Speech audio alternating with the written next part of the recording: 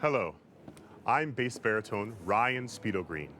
Welcome to today's transmission of Arabella, Richard Strauss's classic opera that tests the boundaries of love and fidelity.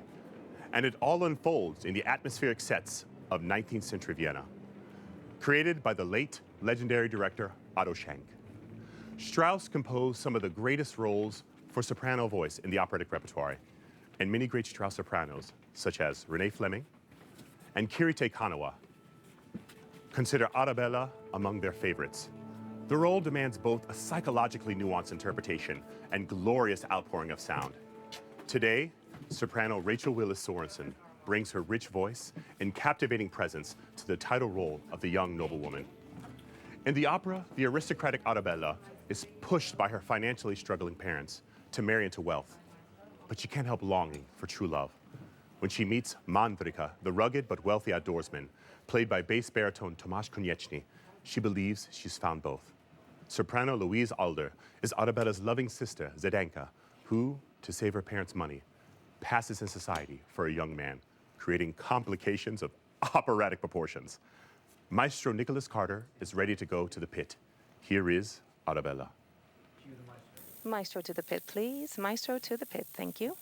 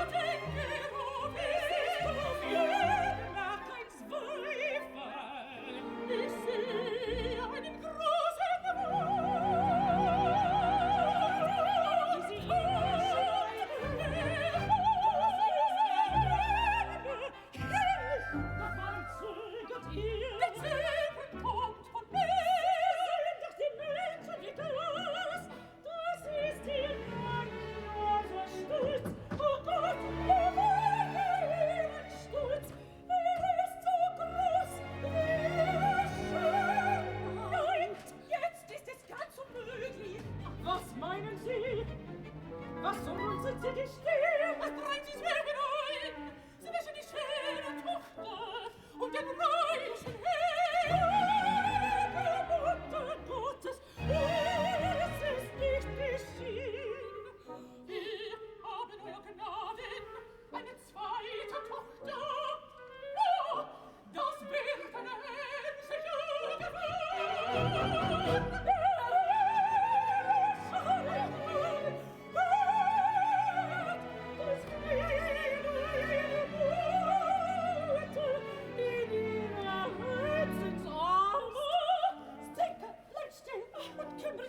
nichts. Was hier geschieht? Leise, sie ist es. Dort, der junge Herr. Sie ist ein Mädchen, weil sie Witwe wie ein Bub. Und hat sie weiter in das Blumen laufen lassen. Wir sind nicht reich genug in dieser Stadt, 2 Mädchen Standes würdig auszuführen. Allein sie liebt die ältere Schwester über alle Maßen. Wer könnte sie in Böses tun? Die Karten liegen nicht, da steht der Offizier, da steht das Blut der Mädchen, gezogen versilberisiert, und der Bräutigam zieht sich zurecht. Die Karten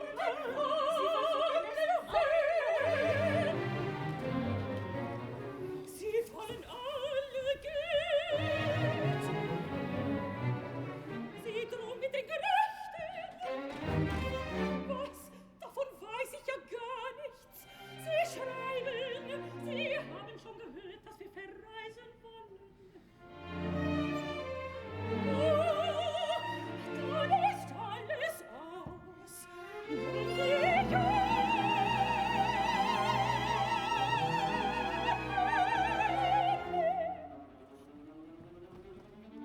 Sie sagt, der Arabella droht etwas von einem Offizier. Er darf nicht mehr ins Haus, sagt die Mama. Sie wird kompromittiert von ihm. Oh, nicht mehr ins Haus. Oh Gott, dann bringt er sich herum. Und alle wissen darum. Es ist wie Genie und sie dann endlich weiß, wer sie geliebt hat. Oh Gott, lass das nicht zu, dass wir verreisen müssen. Lass den Papa gewinnen, lass ihn Götz, die Tante sterben. Mach, dass die Welt und die Matteo über alles lebt und dass wir glücklich wird und dass wir nichts mehr ansieht. Oh, will ich nicht dafür mein Leben lang in Blumenkleidern laufen und wer zeigt auf alles, auf alles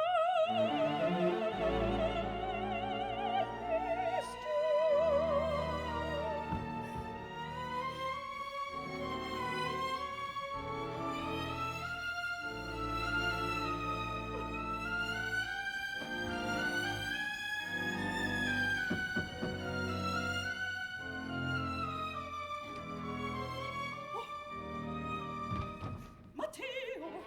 Stenko, du bist du allein? Da drin ist die Mama! Und Arabella? Sie spazieren auf dem Ring mit der Begleiterin. Und nichts für mich, kein Wort, kein Brief. Und gestern Abend war sie in die Oper mit der Mama. mit der Mama allein. Ich glaub, mit der Mama und den 3 Grafen. Und Nachmittag Sie kommen mit Schlitten und holen sie um. Ich wohin ist es gekommen zwischen dir und mir? Hätt ich nicht dich, muss doch auch. ich wüsste keiner mehr, was sie tut. Sie hat nichts mehr für mich, als wie unter einem halb finster, halb zerstreuten Blick. Und doch hat sie dich lieb. Sie hat es nie gestanden. Hat sie dir nicht vor 3 Tagen den Brief geschrieben, über den du selig Oh, warst? dreimal selig, wie vom Himmel kam der Brief. Dann aber geht sie wieder kalt und fremd an mir vorbei. Wie soll ich das begreifen und ertragen, dass der Gott verliebt?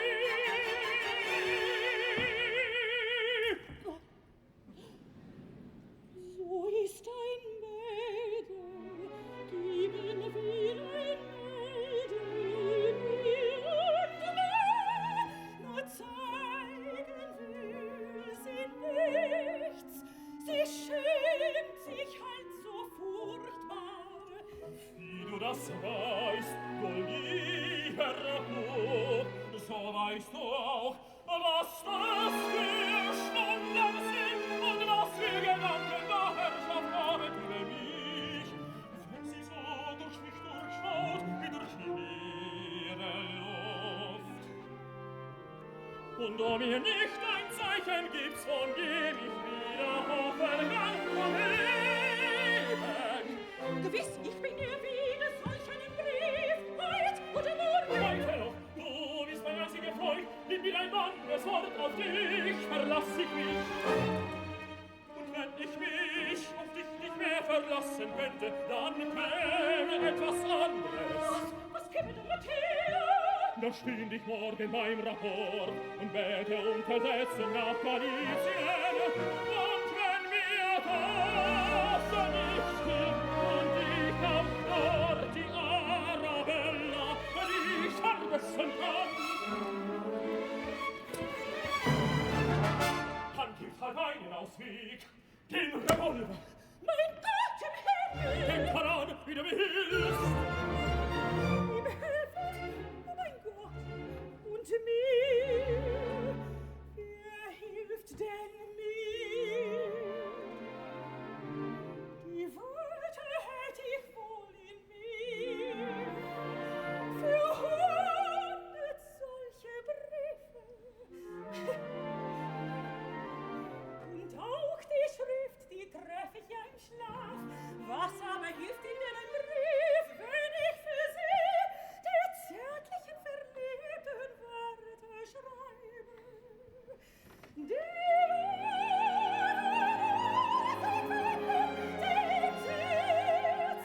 Zärtlichen, dass kennt den Einzigen, der es findet vor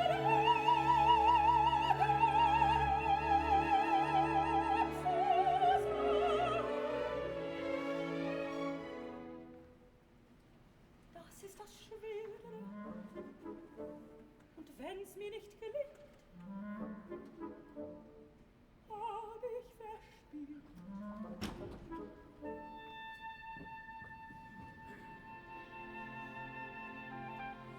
Ich danke, Fräulein, und sieh mich morgen um die gleiche Zeit.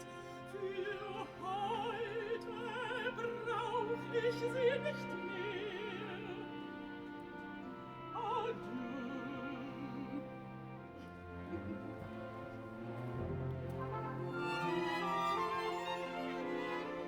Die schönen Rosen hat die ein Husar gebracht. Ein Husar, der Leibhusar von einem fremden Reisenden. Nein, sie sind von Matteo.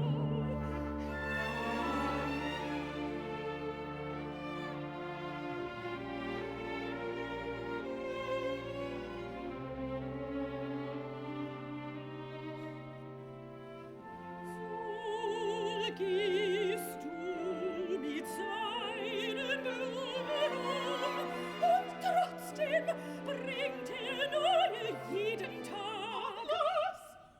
Und das andere Bukett von Elmire und der Parfum von Dominique und Spitzen von Lamoureux. Die drei Verlobten gehen zu dritt. Der Himmel zu dritt ist gleich ein Bild. Am End verloben sie sich auf. Nach vorne dran mit mir. Nichts wert sind sie und etwas wert ist nur der eine. Dir was in der Nase sind lustiger. Kannst du das sagen? Leb dich doch auf seine ganze Seele und aus allen seinen Kräften. Du hast ihn lieb gehabt, vielleicht gehabt, so ist's vorbei. Du sagst es gewagt, dass dich das aussprechen wird. Es wesen tot. Bitte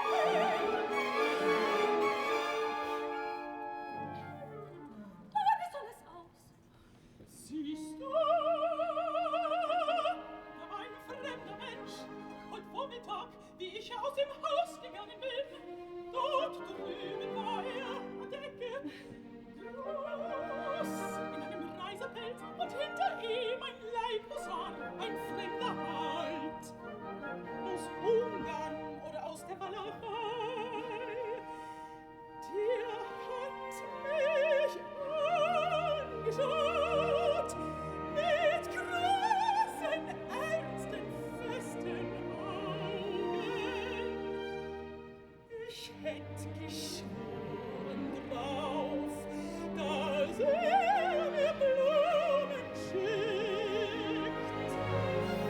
Und wenn das wäre heute, wäre ich als alles. Sie kommen von dem Trost von Menschen auf die Welt. Nimm mich zu dir, ganz ja zu dir, nimm keiner aus dir, ich will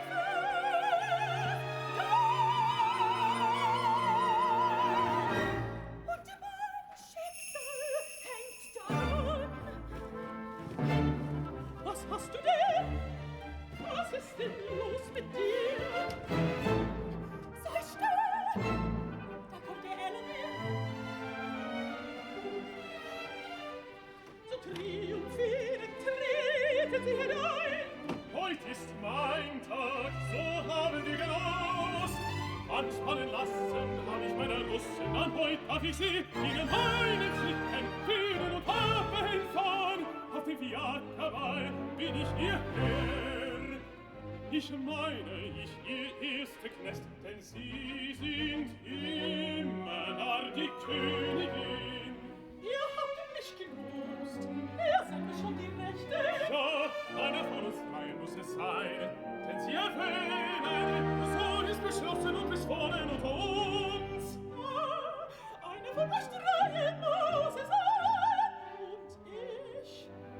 Und ich bin die Sklavin, über die ihr schon das Los gewonnen habt. In welchem Krieg habt ihr mich denn erbeutet, wenn ich fragen darf?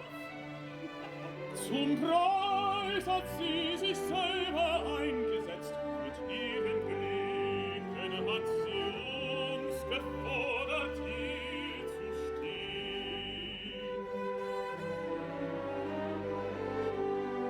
Eine Mädchenblick ist stark und geht und nimmt wohl wer heißt noch mehr. Verheißt das? Dann sollt ich zornig sein auf euch, dass ihr mir jetzt den Hof macht, einen Faschinglang. Und immer habt ihr mir nicht das Herz entblößt. Und immer bin ich noch die gleiche, die ich war. Und dieses einzige Bild, das ist Segel, das ein Mängel bleibt, das küsse ich versteckt und in der Schwebe sein und keinem ganz sich geben. Und zögern nach und nach,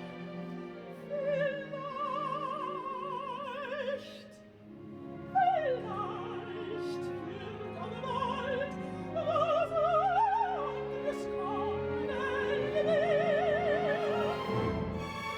Wer weiß, vielleicht sehr bald. Vielleicht noch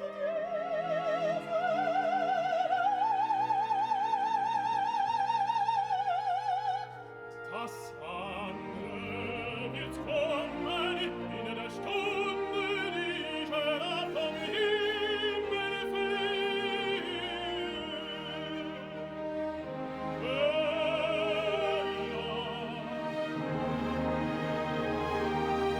Wo sie abwerfen diese feigen zaubernden Bedenken und das sein wollen, was sie sind, das herrlichste Geschöpf, geschaffene Seligkeit zu bringen, über mich allein auf diese Welt. Hören Sie meine Pferde, wie sie stampfen und ihre Glocken schütten, wie sie läuten. Du wisst ihr, dann sausen wir mit dir dahin. Im Nachdenken ist der Tod, im Nichtbedenken liegt das Glück. Sind es die Russen? Schütteln sie sich schon vor Ungeduld? Ja, ja, ich will. Heut ist der Faschingsdienstag und heut um Mitternacht ist alles aus, der Hauptmann hinunter. Das hatte mir vergeht. Aber der Stinko fahrt mit uns. Kein Wort soll ich zu Ihnen reden dürfen. In einer halben Stunde bin ich unten mit ihm. Grausam. Müssen sich die Russen gedulden. Der Tod kommt mit. Auf Wiedersehen. Sie sind ein angebetetes Geschöpf, ein unbegreifliches, ein grausames, entzündendes Geschöpf.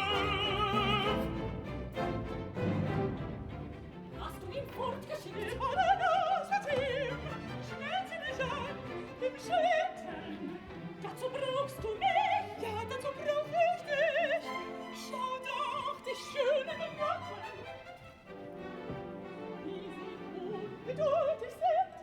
Stanka! Was ist denn? Was erschrickst du so? Das ist er! Mein Vater! Da drüben geht er mit seinem Diener. Sicher will er wissen, wo ich wohne. Pass auf! Jetzt sucht er, welches meiner Fenster sind.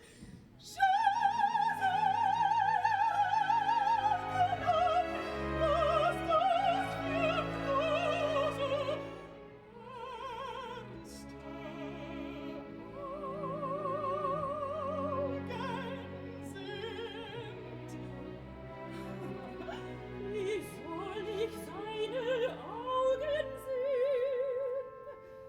Er schaut ja nicht heraus.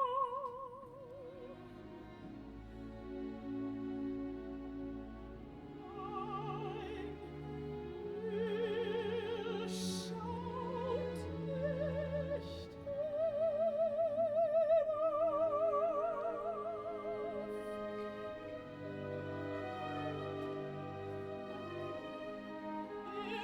Geht vorüber. Wo willst du fahren mit dem Ellenmilch? Ja, gehen sie dich an. Du fahrst mit uns, ich will's, die Mama. Lasst uns allein, meine Kinder, euer Vaterland sorgen. Nicht als das Zeug da und von niemand sonst ein Brief. Du hast gespielt, du hast verloren, Theodor. Du hast in deiner Regimentskameraden geschrieben. Und keinem meiner Antwort, das ist hart. Dort wohl ein gewisser Mann blick ab, der war steinreich und auf ein Pass dazu. Für ein Mädel hat er einmal die Straßen von Verona bis dahin lassen mit 3000 Schäfensalz, was sie hat schlittern fahren wollen mitten im August.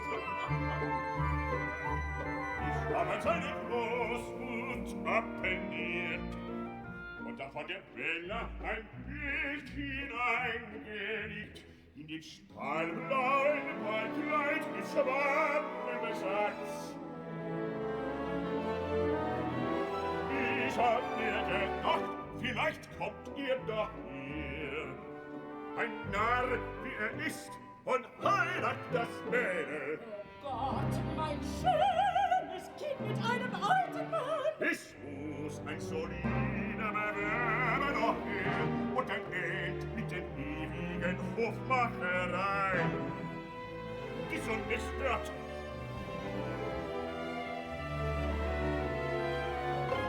weiß sonst keinen Ausweg. Fahrt uns zu Tante Vera. Sie nimmt und auf ihre Schürze. Du wirst bewährter, ich will der Tante das Haus. Und die Mädel? Denke, wir drum für ewige Zeiten. Wir sind nicht in die lange Zeit, Töchter zu erhalten. Und Arabella ist prophezeit. Sie macht ihr Glück durch ihre große Heimat. Inzwischen ist der letzte Fünfziger dahin. Nicht hören, wir sind im Traum deiner Geschehen. Und wer war der herrliche Zöllner? Angeschwätz, versetz die Smaragdbrust und gib mir das Geld. Was? Du hast ihn nicht mehr. Versetz, verpfändet. Schon vorige Woche. Sie wollt das Letzte. Und es ist weh. Da hab ich aufgetun. Das ist Glück. Spür's in jedem Finger.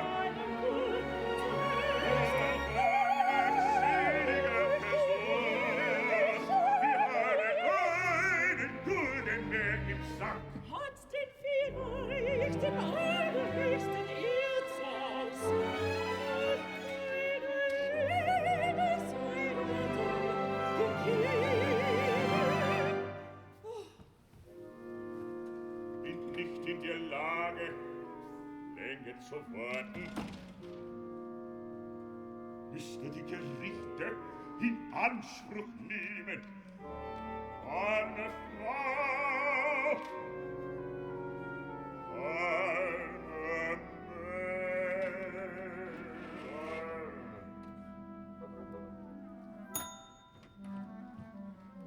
Cognac! Auf Nummer 8 darf ich nichts mehr servieren, außer wünschen sofort zu bezahlen. Verschwinden Sie! Ich brauche nichts. Jetzt setzen Sie sich hin und fangen wieder an zu spielen. Und alles andere ist verlorene Zeit. Ein Herr! Sie sagen, ich bin ausgegangen. Das zeigt dorthin. Das ist ja keine Rechnung.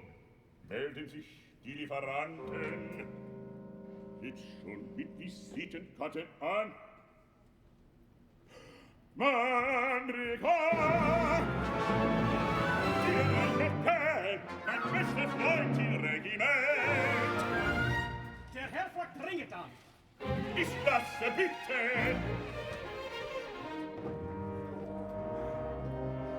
Ciao, Kamerad. Hab ich die Ehre, mit dem Rittmeister Graf Waltener. Wanne, so heiß ich, Rittmeister nicht mehr. Sind Sie, Herr Graf, der Schreiber dieses Briefes? Ist ein bisschen blutig worden und nicht mehr leserlich. Ich bin den Tag, wohin wir zugekommen, auf eine alte Bärin gegangen. Sie hat mich angenommen und ein bisschen gekratzt. Dabei ist das passiert. Geschrieben hab ich allerdings an einen Herrn ihres Namens. Er war ein Freund und Regimentskamerad. Das war mein Onkel. Er ist tot.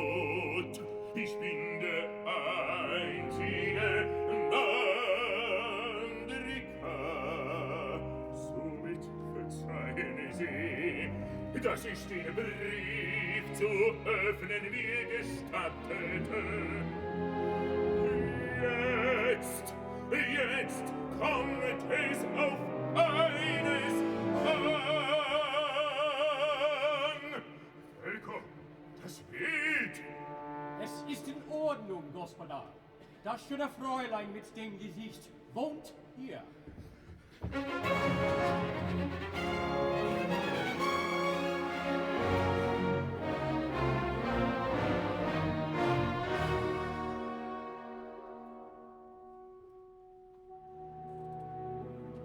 Herr Graf, Sie haben Ihrem Wirten Brief der kameradschaftlich an meinen Onkel gerichtet war. Sie haben dieses Bildnis beigelegt. Ach ja, die Fotografie meiner Tochter Arabella. Die gnädige Tochter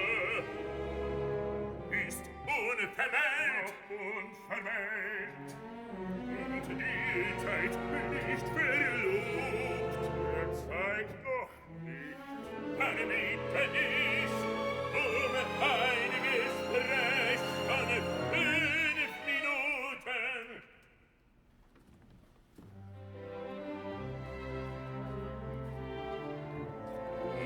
Wie so unbescheiden sein und eine Frage stellen. Wo ist der Neffe und Erbe meines treuen Kameraden? Verfügen über mich.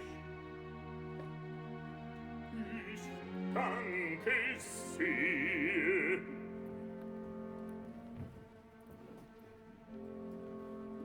Als in dem Brief an meinen seligen Onkel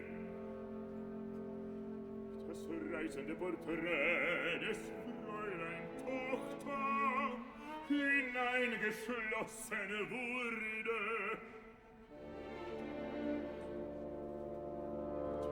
darf ich annehmen,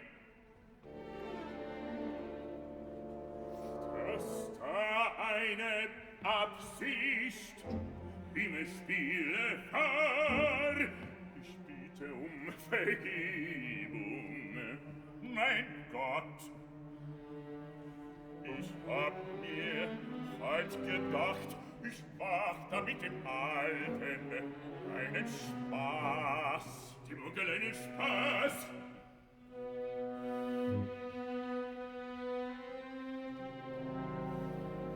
Wenn aber das die Folge wäre gewesen, dass mein Herr Onkel, der ein ganzer Mann gewesen ist und in den besten Jahren sich hätte in die Schönheit des Porträts verliebt und wäre getreten hier vor Ihnen, hochgeborener Herr, so als ein offenherziger Edelmann vor einen andern und hätt gesagt, wie das Gesicht gesehen hat und tritt nicht als Bewerber auf für den Tisch, dass ihn Gott auf dieser schönen Erde leben lässt. So gibt das Mädel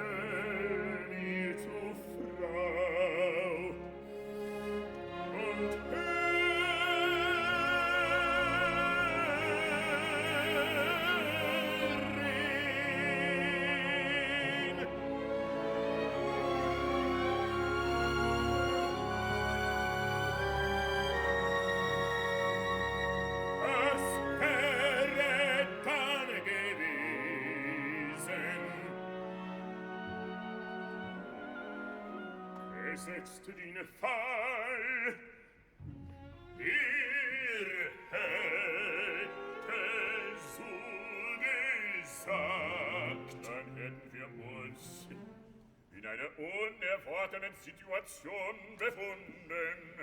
Der Onkel ist dahin, heut bin ich der Manrika, niemand sonst. Eine sind die Wälder, eine sind die Dörfer.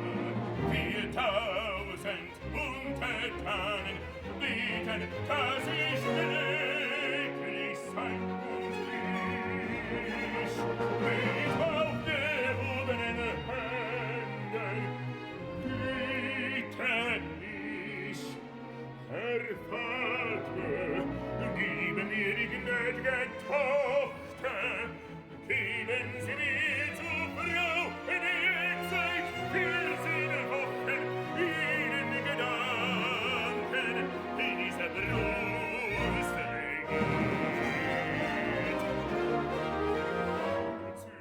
Zögern ist kein Todesurteil. Nein, ich darf Sie sehen.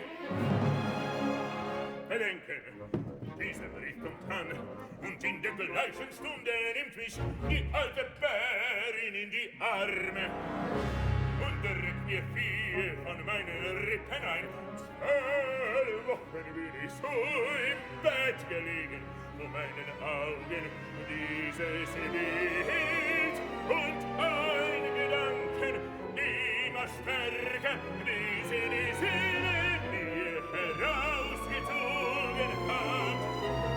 Kommen meine Verwalter, was ist mit unserem Herrn? Kommen die von den Meierhöfen, was ist mit unserem Herrn? Kommen die von den Hohenhöfen, freut unser Herrn kein Pferd mehr? Kommen meine Förster, freut unseren Herrn keine Jagen? Ich gebe ihnen keine Antwort. Ruf ich wohl mir den Juden. Ja, wie heißt der Judin? Sisek, der meinen Wald will kaufen. Dort in Eichwald sind keine Team. Und er soll Geld mitbringen. Denn morgen fahr ich in die Kaiser seiner Hauptstadt. Er kostet Geld, ein jeder Atemzug. Hindernisse darf sich geben, auch der Braut. Das ist der Wald, es war ein schöner Wald. Eine Siedler waren drin, Zigeuner waren drin, und alte Hirschen und Kohlenweide haben viele drin geraucht. Hat sich alles in die Barre, Papier bewandert, aber es steht, Eichenwälden in Dunkeln, meine Mühlen, für Kinder und Henkel, rote Halte, verzweifelte Füße, dass ich sprach und dass ich Sachen rede. Ich ganz, ich weiß nicht, wie gefiel. Hoho, ich finde es ungeheuer interessant. Darf ich vielleicht? Brauchst du vielleicht? So wie den Augenblick, du tust mir eine Gnad. Hesse, bedien dich.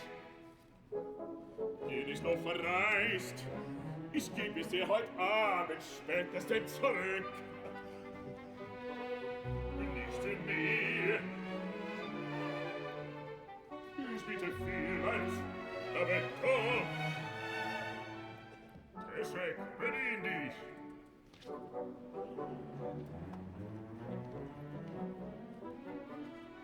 Und wann wird's dir genehm sein, dich deiner Gräfin vorzustellen? Und dann der gnädigen Tochter, bleib da in dem Zimmer, wirst du sie sehen. Ich ruhe, ich steh dich vor. Jetzt, so, ich bitte nein, auf keinen Fall, war der Onkel nicht.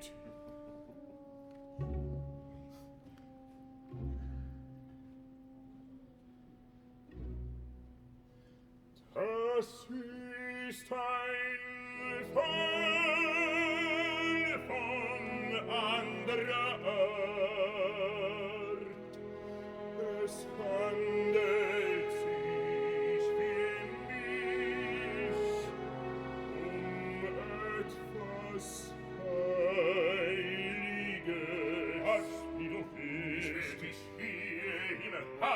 Hause einlogieren und den Befehl abwarten seiner Gräfin, wann ich mich präsentieren darf.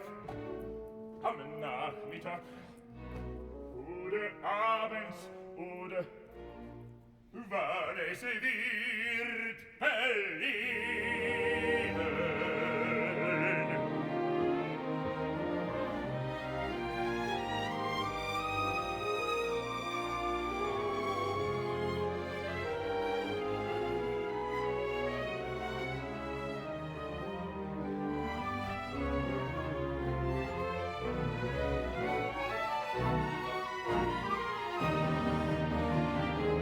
Habe geträumt, doch wie ist besessen, doch wie der Neffe von Marika. So was passiert einem doch nicht, habe ich geträumt. Nein, ich hab nicht geträumt. Deswegen bin ich. Ist hier gerufen, haben mich bewohnen, Deswegen bin ich. befehlen diesen Tausender zu wecken. Bitte vielleicht, jetzt nicht. Deswegen bin ich. Deswegen bin ich. Deswegen bin ich. Deswegen bin ich. Wen sprichst du, Papa? Ist Deswegen dir etwas geschehen? bin ich. Etwas geschehen? Gar nichts. Ich gehe jetzt aus. Ich werde verwortet.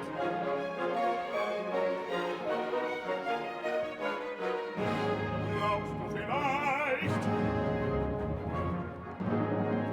Ich werd mir fixen lassen. Adieu. Papa! Er ist schon fort. So hab ich ihn noch nie gesehen. Die Sorgen haben ihn um den Verstand gebracht. Wir müssen fort aus dieser Stadt. Schon morgen und den Motel sehe ich heut vielleicht zum letzten Mal. Oh Gott, stell mir arme Mädel bei. Er hat mich nicht gesehen, ich hab mich rückwärts in die Tür gedrückt. Sie ist da. Sie ruft mich. Kann ich sie nicht sehen? Jetzt nicht. Ich bete dich. Jetzt nicht. Hast du den Brief? Ja. Nein, sie will jetzt nicht. Sie sagt, sie will in dir heute Abend. Komm auf die Fiancana. Und vorher sei zu Haus hier im Hotel. Vielleicht bring ich ihn dir ins Zimmer. Oder du bekommst ihn dort. Oh, lass mich nicht im Stich, ich hab dein Wort!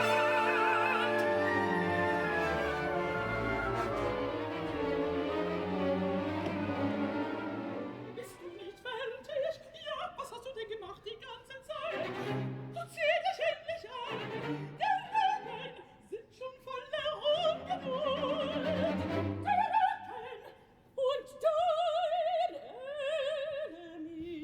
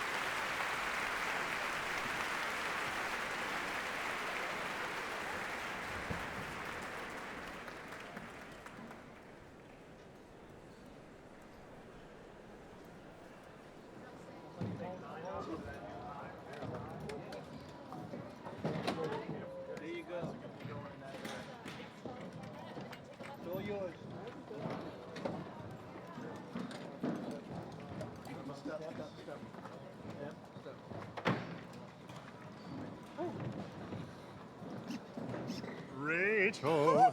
Hello, hello. How you doing? I'm good, I'm good, I'm good. And brava on a beautiful Act 1. I understand Arabella is a role debut for you. Yeah, Such no an pressure intriguing to do it this know. way, am I right? I know, she's such an intriguing character. What is your take on her? Well, first of all, I thought that it was kind of anti-feminist, but then upon deeper reflection, I realized it's so much about mutual respect, and she demands to be respected by Mandrika and doesn't like any of the other suitors because Mandrika is the only one who offers her equal footing in the relationship. So actually, she's kind of a feminist icon. Okay. What is it like to learn Strauss's famously complex music? Super hard. It's very hard. And all of those words by Hofmannsthal, you're speaking forever. So talk to me about how Well, that I is. mean, luckily, I think it's easier to learn the language than to work on phonemes. Yeah. I think it's better, and luckily I speak German, so Yeah. that's one of the most invigorating and fun parts for me, I would say, is the language. Trying to make it very easy to understand is an extra challenge, but Yeah, I can see definitely that. love that part of this. I've heard that you got to meet the late Otto Schenk. I did. Yeah? I did. Actually, I told him the day before he passed away that I was doing this, and then I heard that he passed away. It's so Did sad. he give you any insights on this opera? Yeah, absolutely, because I was still in the phase where I didn't really understand the character, and he said, no, absolutely not. Arabella is so firm in her convictions of choosing the right person or no one. Yeah. And actually, what an example she is to all women on dating apps around the world today. And what are your thoughts on this gorgeous production he created? I mean, it's stunning. It's so nostalgic. It's old Vienna. It's like it couldn't be better. Somehow we can, however, see very modern themes through this completely realistic storytelling. This is true. And so you're an acclaimed Strauss singer, as I know very well. Thank you. What do you especially love about the way he writes for your soprano? Well, I mean, there's these soaring lines, and it has a lot of pianissimi above the staff, but also some big moments where you bloom open, and you have to sing in all ranges at all dynamic levels. But I think somehow it's just written very lyrically, so it feels it's a gift to sing Strauss, I have to say. You've been singing major roles at the Met for more than 10 years, but today marks your first HD cinema transmission. How does it feel to know your performance today is being seen all over the world? I'm trying not to think about it too much, although thank you so much for coming. Yeah. But I think we're going to do the best job we can to show them what it's like to come to the Met and experience it, rather than tailoring the experience toward the audience abroad. I think we Rachel, do it's the time best for you to job. rest up for Act Thank 2. you. Yeah, Thank I have you a for lot left speaking to with me. sing. Thank you so much, Speedo. See you. See ya.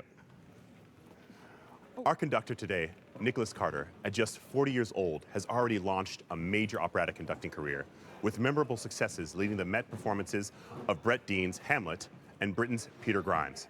We sat down recently with the Australian maestro to hear his thoughts on Strauss's Arabella. So one of Strauss's great collaborators was Hugo von Hofmannsthal. They collaborated on, of course, Rosenkavalier and Frau nach Schatten, Ariadne auf Naxos, and the final collaboration was on Arabella. And following his scandalous operas like Salome and Electra, where he really pushed the boundaries of harmony to its absolute extremes, flirting around the edges of dissonance, there came a time when he decided to sort of step back from the brink, and look for inspiration in the world of Vienna 100 years earlier. And that direction found its inspiration in the music of Mozart, a simplicity of melody, but at the same time he was able to keep his very virtuosic capacity to harmonize in a very sort of modern way in this very almost sort of classical sound world. The opera starts with a great deal of drama, with the mother Adelaida and the tarot card reader Zdenka trying to work out what fate has in store for them. There's so much anxiety and so much tension in the music for the first sort of 10 minutes or so. And then when Arabella comes on stage, we sort of get this beautiful serene calmness, F major, played by the oboe, this beautiful, very, very simple melody.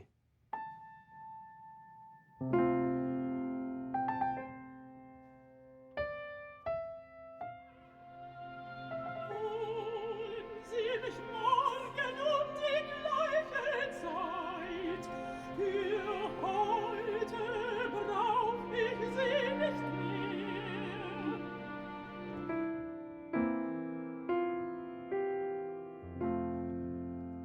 kind of hard to imagine that it's the same composer that wrote Electra and Salome.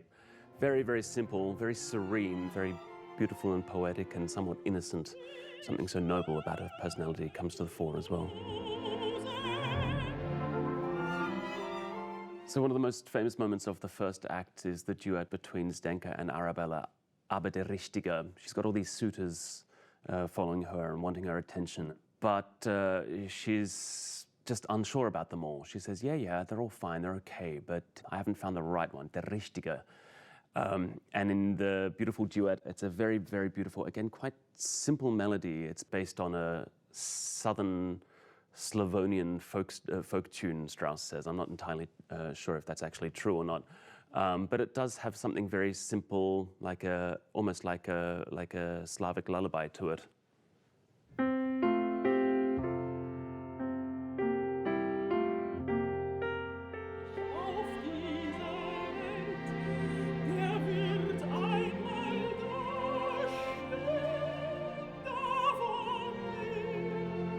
Strauss was one of the great orchestrators of all time, and the way that he uses the orchestra in Arabella is really, really extraordinary.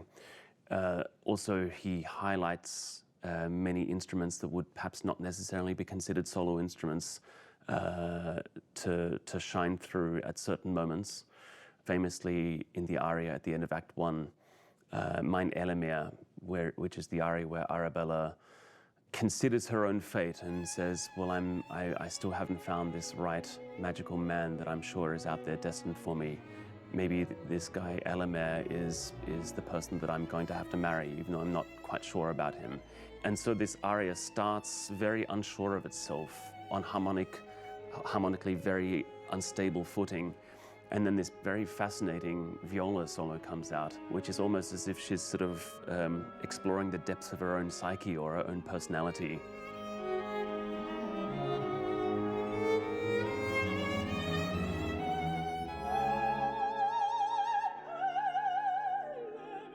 This is more of an inner monologue, so I kind of find that you want to keep that in mind as far as what kind of mood you want to present. And I think the viola elucidates what's going on. It's more about adding something to what the main character is thinking or feeling, kind of like something about their subconscious. And I think the viola is a really interesting choice for that, because traditionally people think of it as having more of a melancholy kind of sound, a darker kind of sound than the violin, and I think Strauss is really going for that. But here it's to kind of follow the singer and interlace with their voice and kind of clarify further what they're thinking and feeling.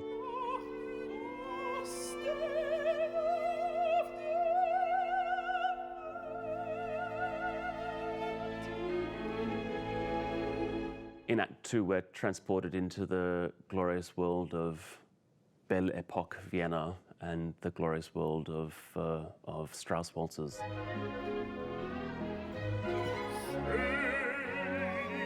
The music that he writes is just unbelievably effervescent and unbelievably virtuosic in the way that he weaves these beautiful waltz melodies in and out of the drama that's happening on stage is just pretty extraordinary. Arabella is great fun to conduct because the orchestra is so expressive. There's so many things going on all at once.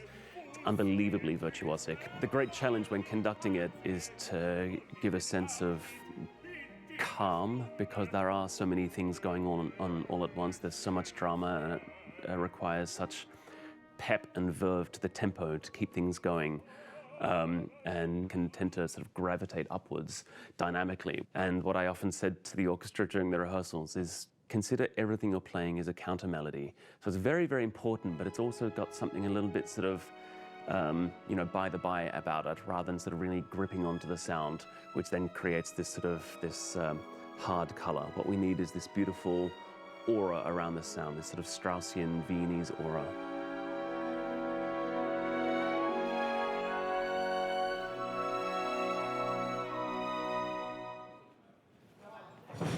That was an invaluable Strauss primer from Maestro Carter.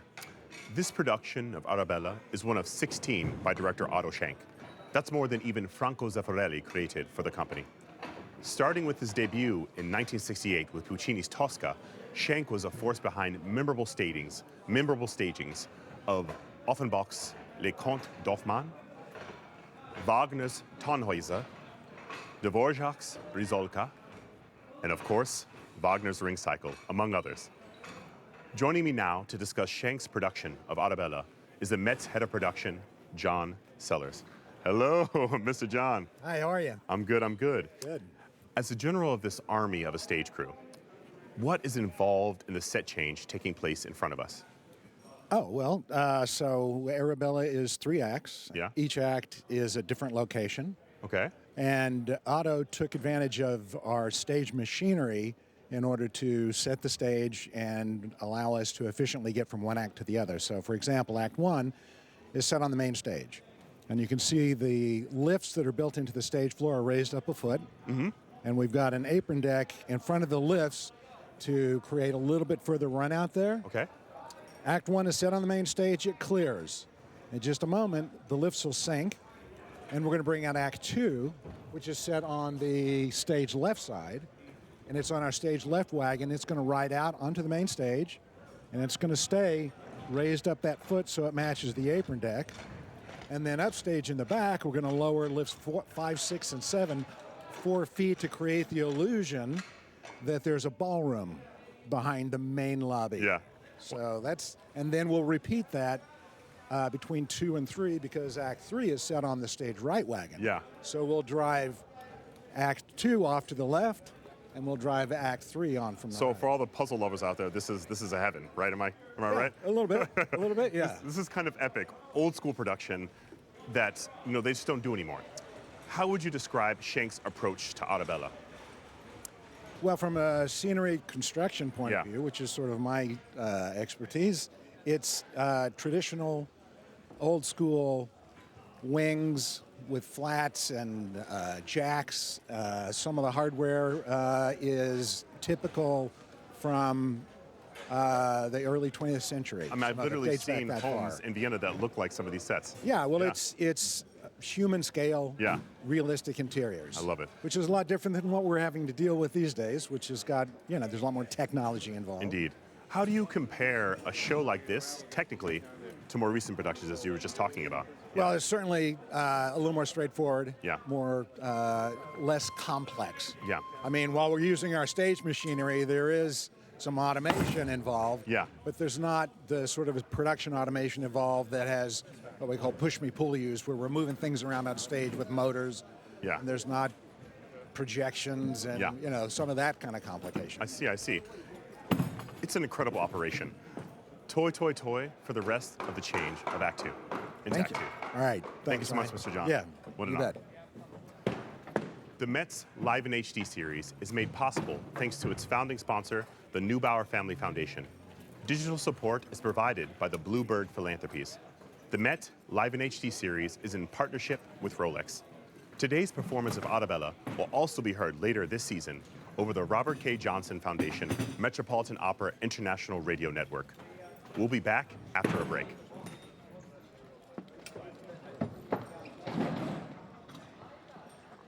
Where can I go? Can I go straight that way? Or? You can go this way, yeah.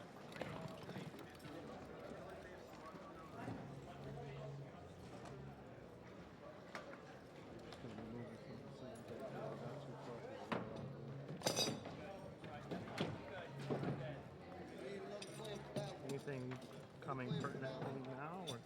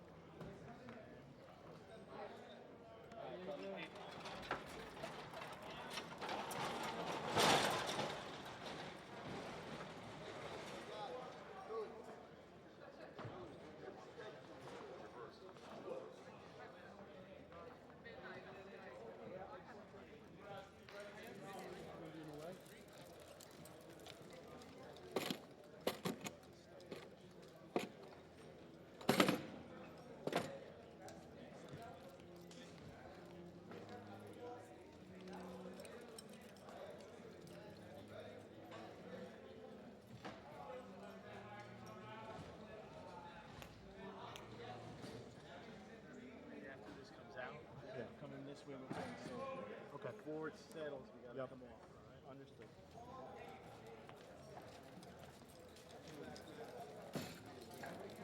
Hey, who's in the hole?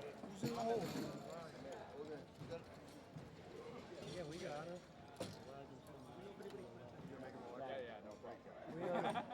Guys, I'm working mine with you. When the ball's in mine with you, kind of stay with it, work your way off. Yep.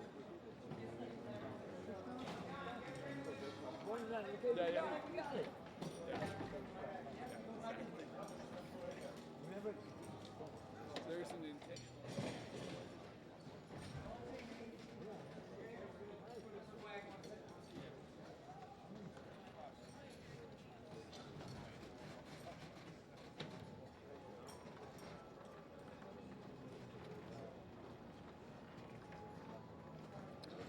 So I'm good to go.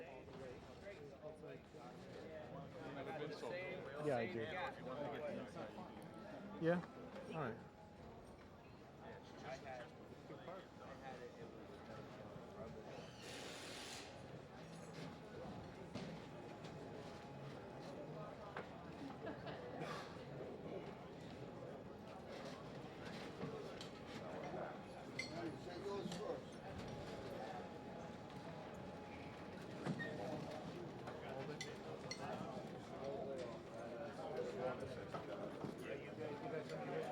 Ready, guys? Good? Yeah, break up stage a little bit. Break up stage. No, you break up. All right, now we'll be able to switch. All right, 20.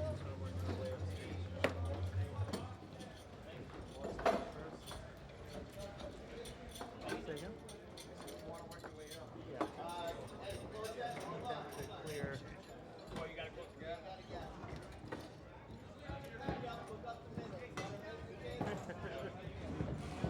Can we get past you, Billy?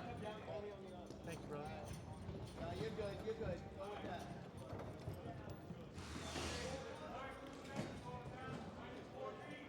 Well, this is gonna get ready to go down. It's gonna be a 4-foot hole, right?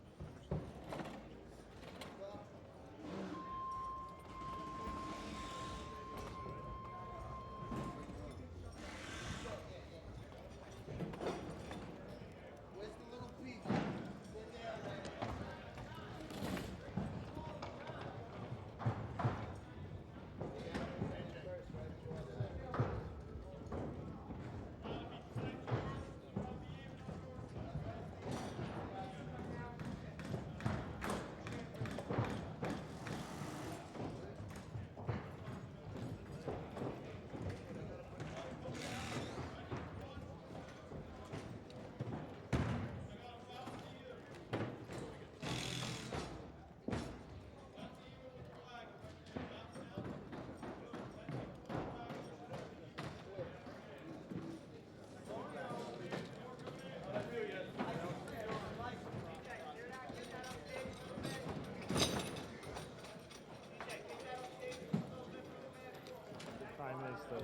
Good.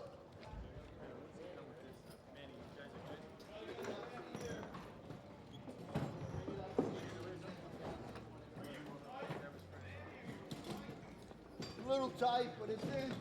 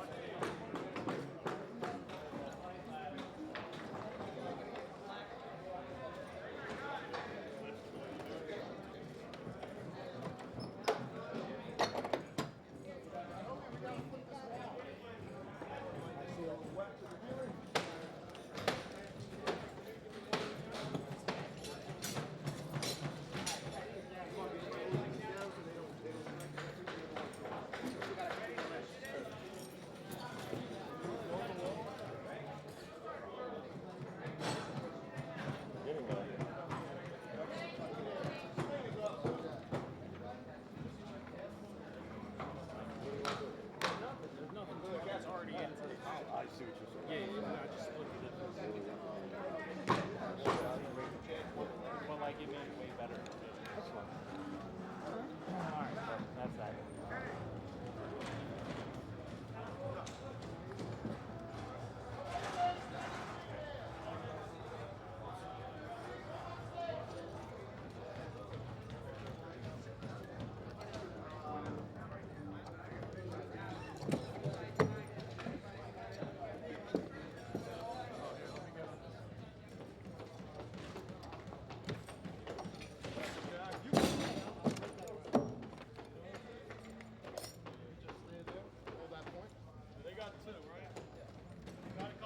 Jack, I'm gonna break the knee. Yep.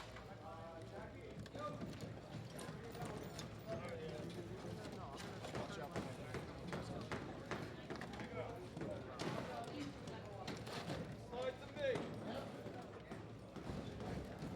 Hold on. Go back here. Back here. Good. All right, here we go.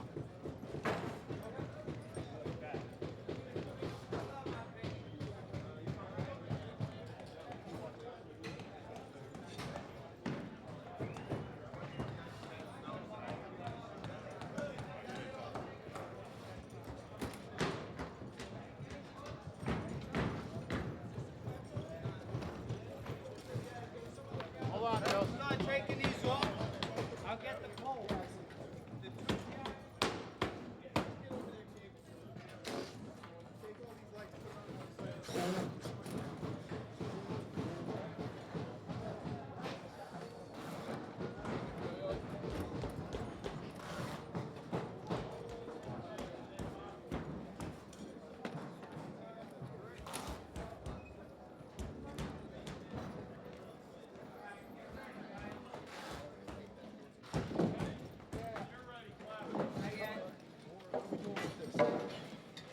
Alright, start walking me in.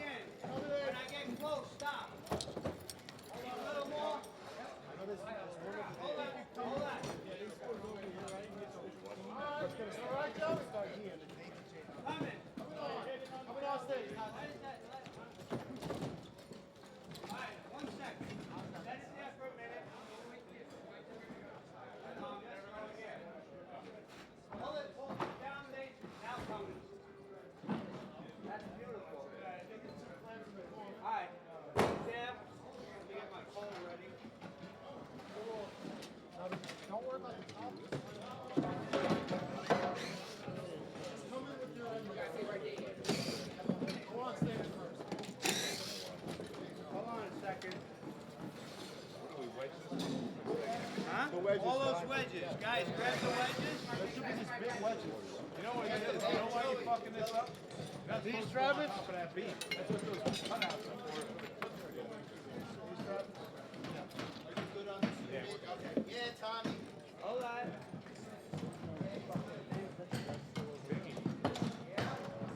Thank you, Mike.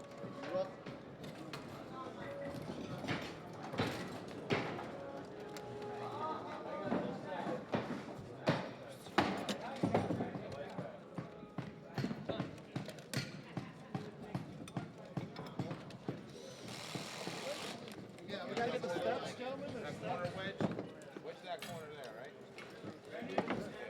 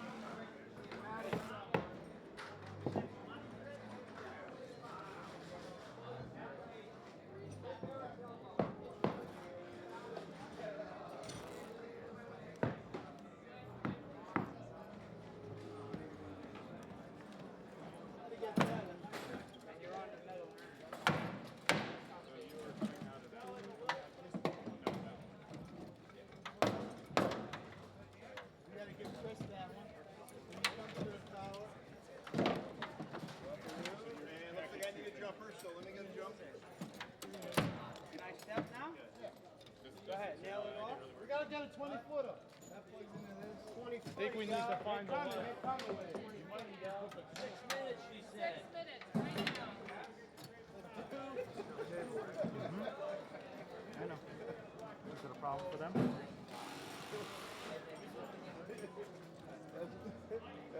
The other end.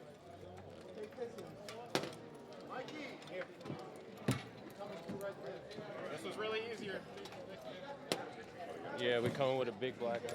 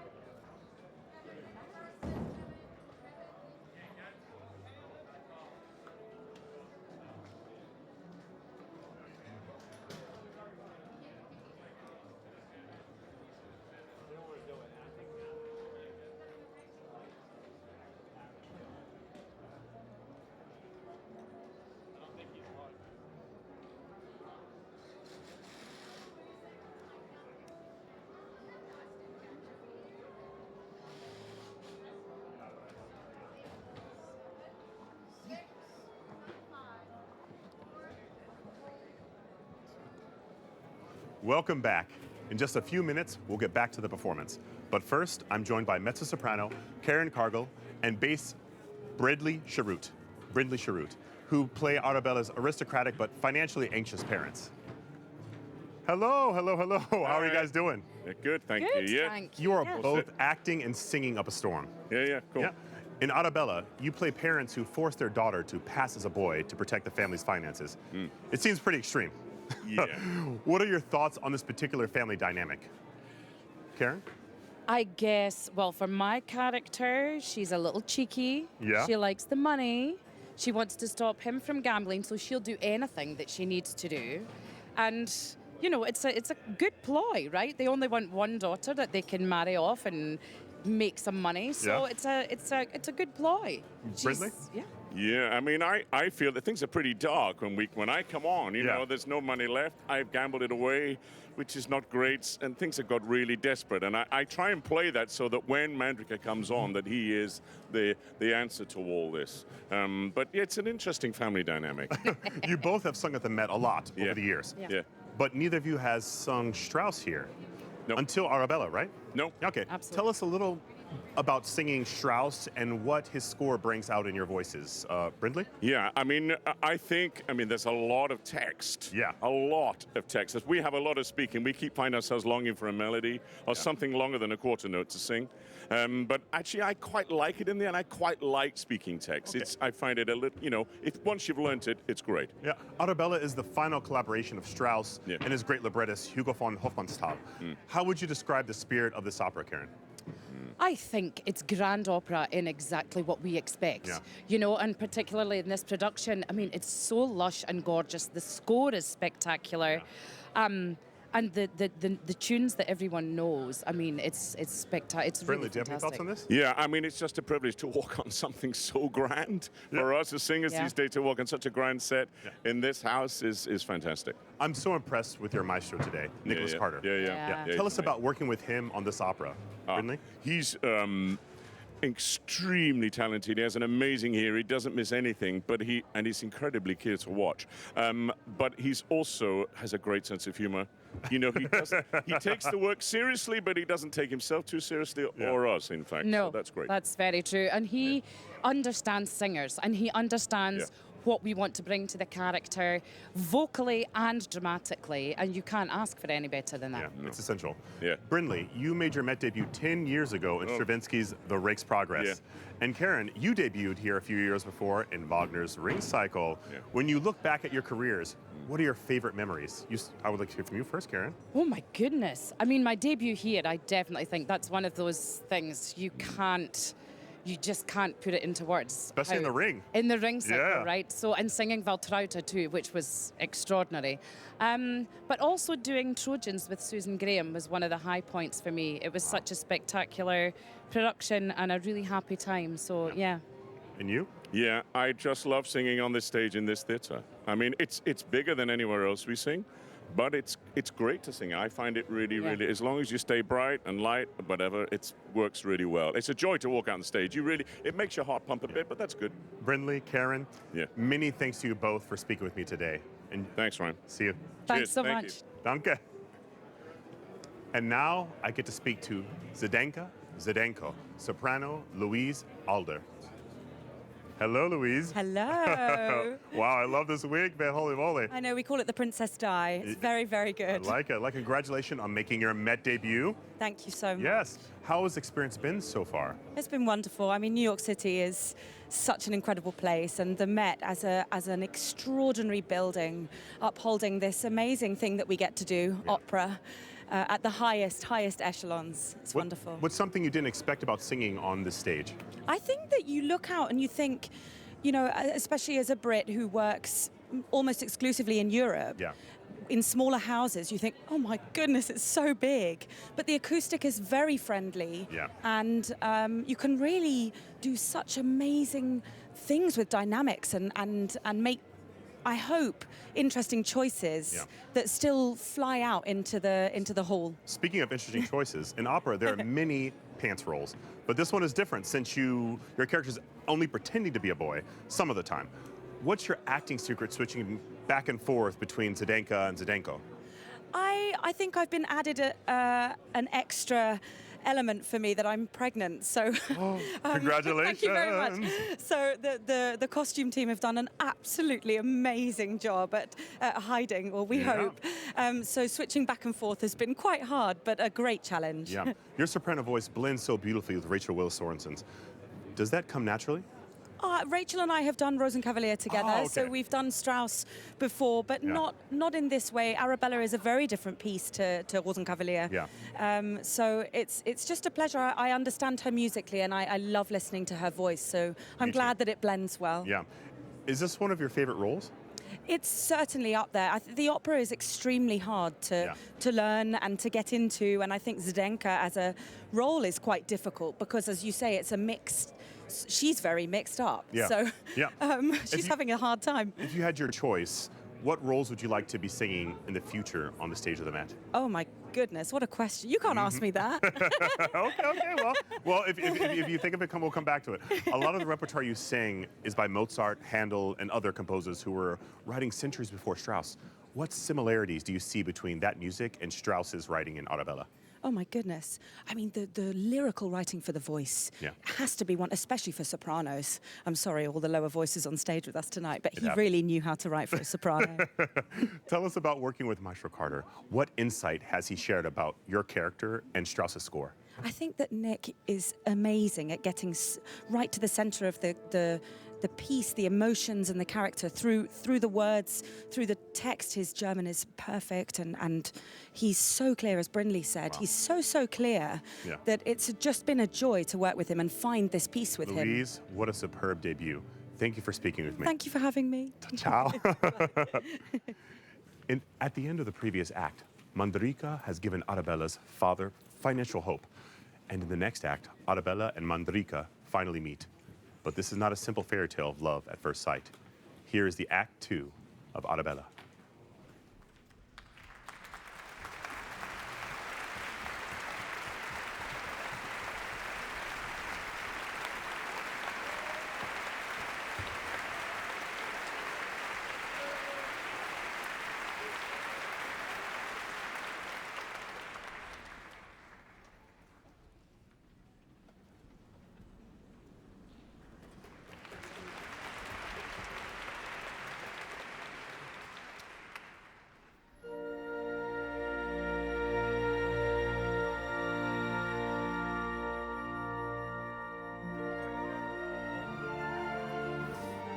Es ist ein Engel, der vom Himmel niedersteigt. Na, endlich, immer eine halbe Stunde zu spät. Waltene, wenn du meine Hand so druckst, wird ich 3 Tage lang keine Karten halten können. Jetzt komm, ich stell dich vor. Was gehst du denn zurück? Dort steht findest du ihn elegant? Hab ich zu viel gesagt, Mama?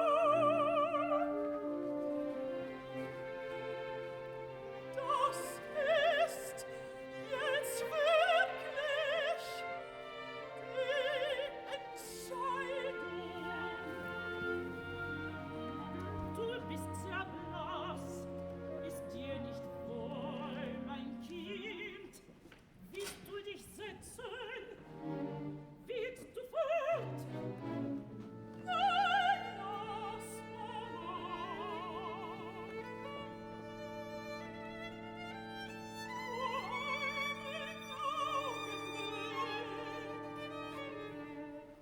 Lass mich allein.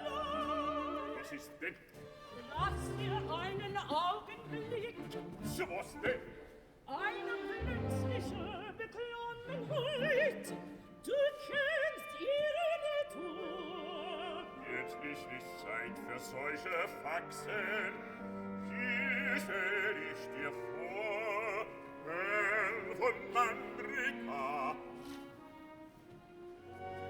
Mama, da bin ich. Meine Tochter Arabella.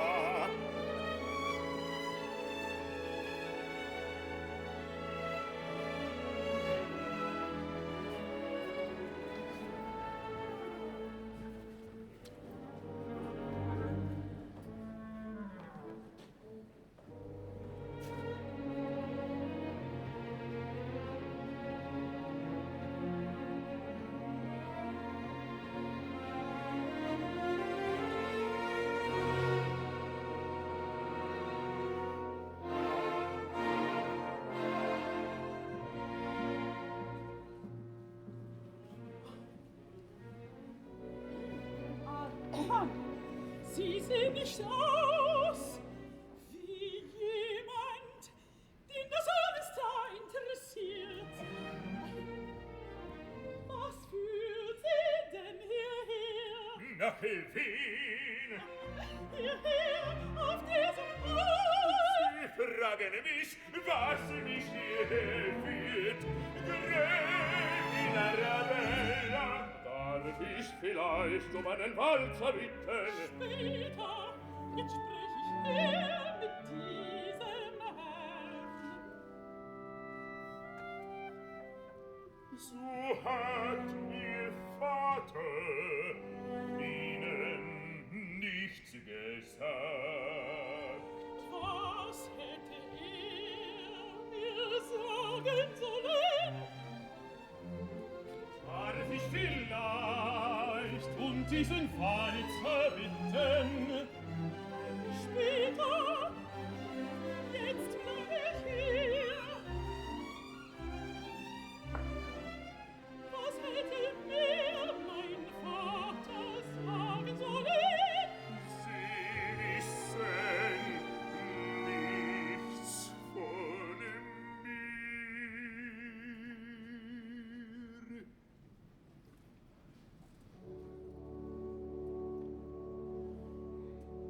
Ich habe eine Frau gehabt,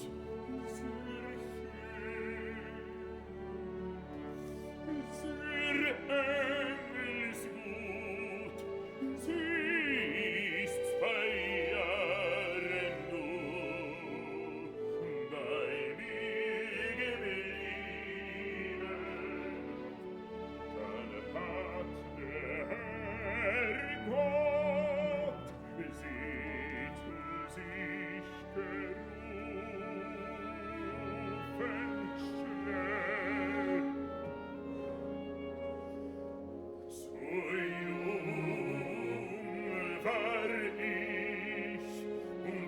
nicht gut genug für solchen Engel. Ist es das, was mein Vater mir erzählen sollte?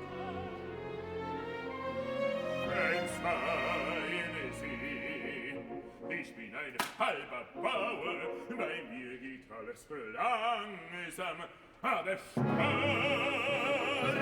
Sie sind schön, Arabella, Ihr schönes Gesicht, auch auf dem Bild verbrennt es schon die Seele. Wie kommt man eigentlich da drunten in Slavonien zu einem Bild von mir? Wie mal zu einem Bild, das ist ja gleich, so schön sind Sie. Eine Gelbheit, wie sie in ihren Zügen sich einzudrücken in die Seele, wie weiches Wachs. Über den einfachen Menschen, die Wälder und Felder umgeben, ist eine solche Gewalt sägelos. Die Welt wie ein Träumer, wie eine besessene Hütte, und die fasst den Entschluss mit der Seele, einen ganzen Entschluss, und wie entschlossen ist, so muss sie handeln.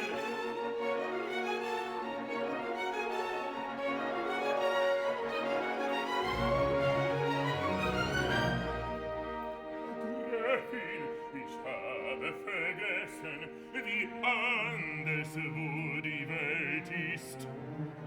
Hier sind nicht meine Wälder und Felder, Sie müssen verzeihen meine unschicklichen Reden, womit ich Sie hindere am Tanzen. Darf ich jetzt stören und um einen Walzer bitten? Nein, später ja. Ich möchte mit dem Herrn da noch ein bisschen reden, wenn er vielleicht sich wieder niedersetzen wird.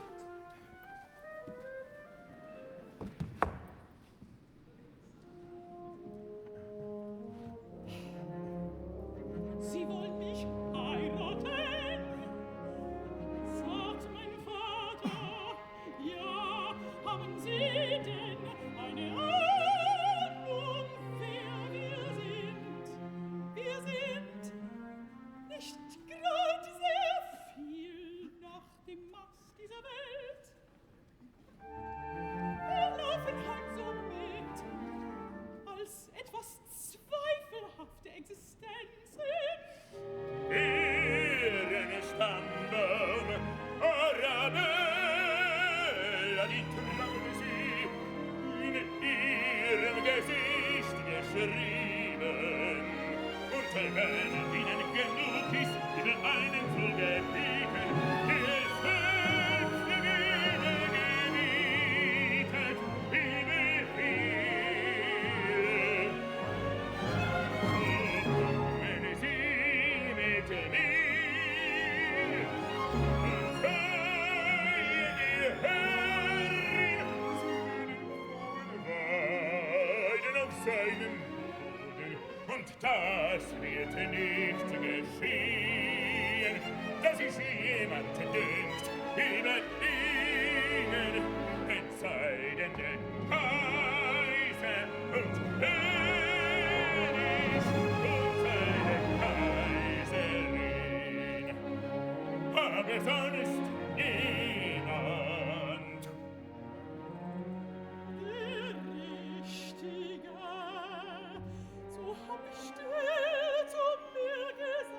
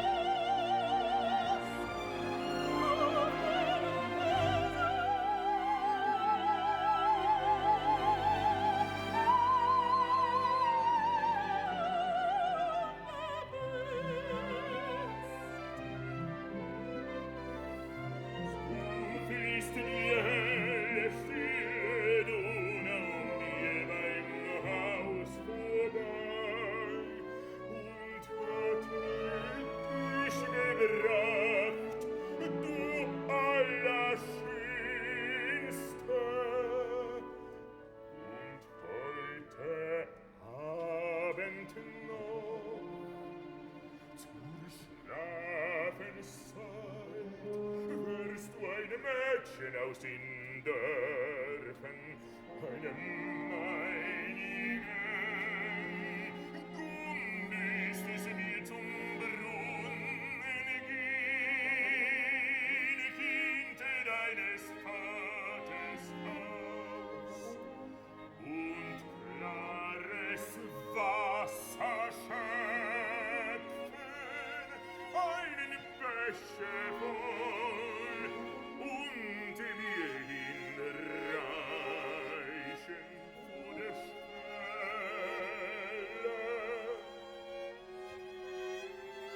Dass ich dein Verlobter bin, vor Gott und vor den Menschen, meine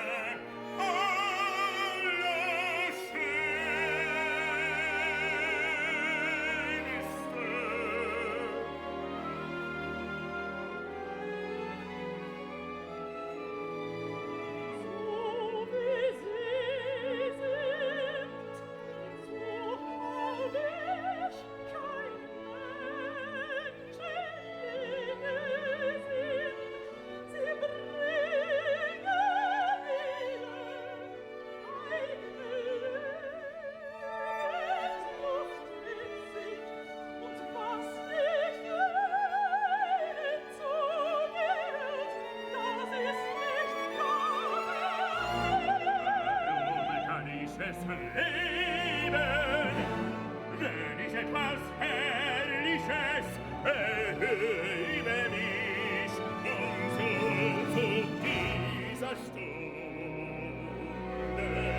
erhöhe ich dich und wähle dich zu meiner Frau. Und wo ich Herr bin, wirst du Herrin sein und wirst gebieten, wo ich der Geliebte bin.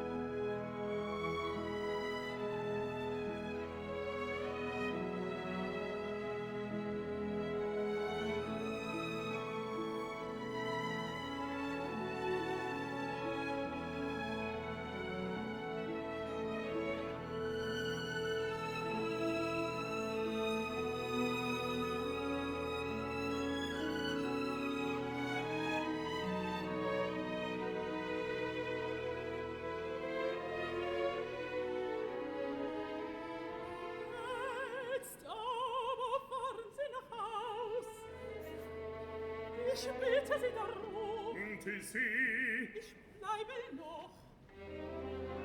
Ich möchte tanzen noch. Und Abschied nehmen von meiner Mädchenzeit. Nur eine Stunde lang gewähren Sie mir dies. Wenn Sie hier bleiben, so ist mein Platz nicht anders nur als mir. Sie brauchen nicht ein einziges Wort an mich zu richten. Sie dürfen, ja, Sie dürfen alles, was Sie wollen. Der Ball begiert nach seiner Königin, die Elisa Arabe25lla.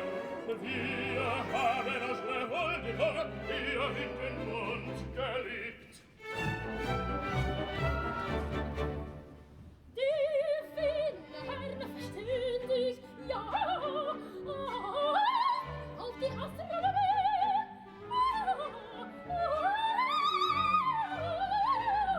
Die könnten von der Sternwart sein, und wissen gar nicht wie. Sie finden einen neuen Stern, der schnell heraus, die dann machen sie zu Königin an ihrem Firmament.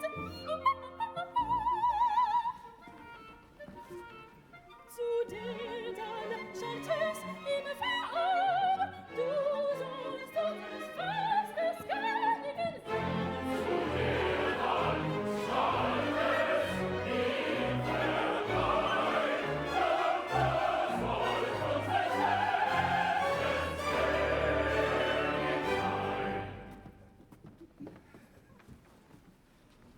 Paladri.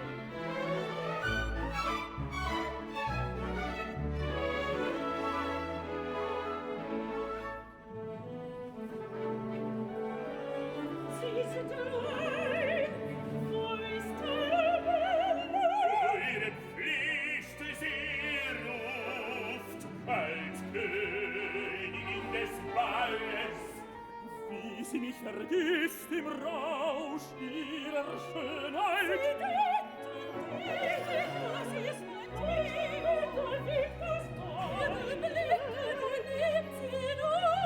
Du Gräfin, sie selber, so jung noch, so reitend. Und sie ihrer Mutter mit das viel Wort mit den auf Erden vermöchte ich ihr Danke. Für alle ihr Lächeln, sie selber für alle, was bleibt für mich? Könnten sie für dich bleibt alles.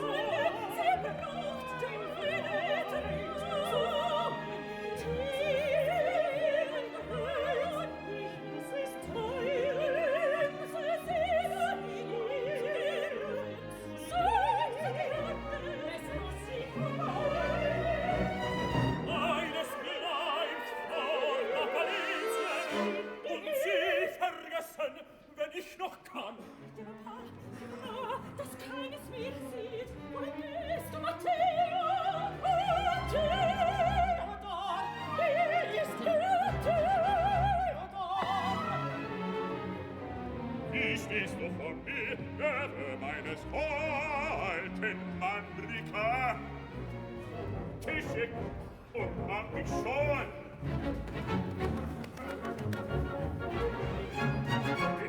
Einen Tisch, wie wir soupieren.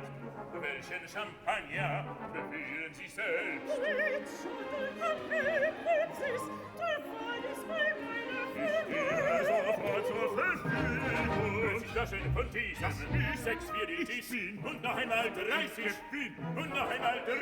Herumservieren, kalt und nur das Heißkübel in jede Ecke, bis Sie alle im Saal da immer mehr wissen. Ob Sie sind geraten, der Hexine für Kalkutta oder für Kalkutta.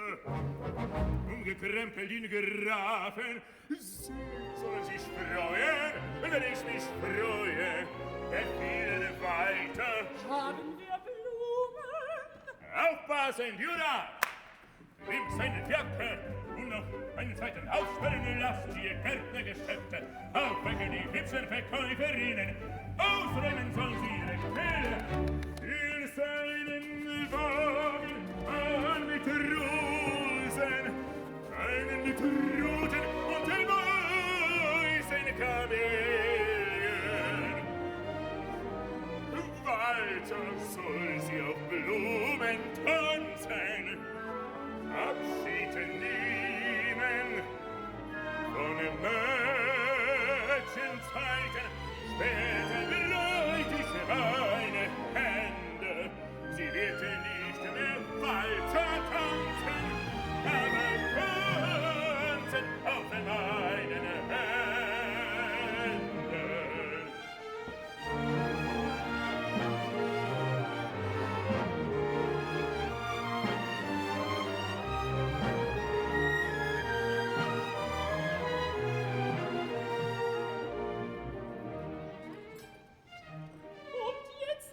Adieu, mein lieber Dominik. Adieu, Sie fahren schon nach Haus. Das war jetzt unser letzter Tanz für alle Zeit. Kann sein, dass wir uns später einmal wiedersehen. Dann sind wir halt Bekannte aus der Jugendzeit. Arabella! Nein, Dominik!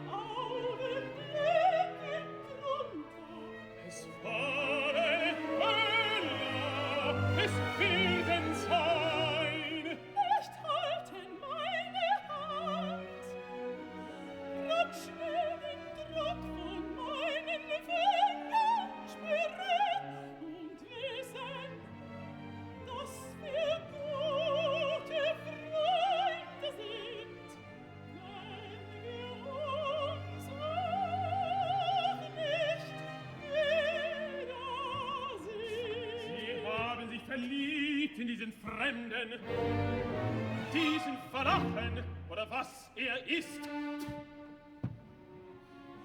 Nicht mehr verderben diesen letzten Augenblick. Da kommt schon auch der Lamoral und wartet auf seinen letzten Tag. Sehen Sie, meine Frau, wer in der Welt ist, der mich hindern darf?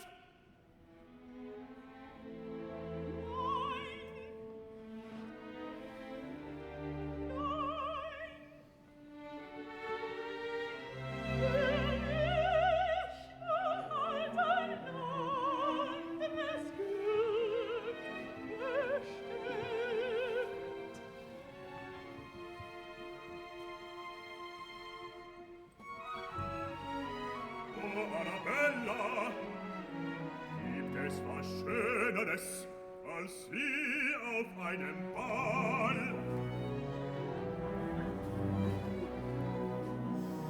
Was ist die Verliebtheit? Süß dieses Abend.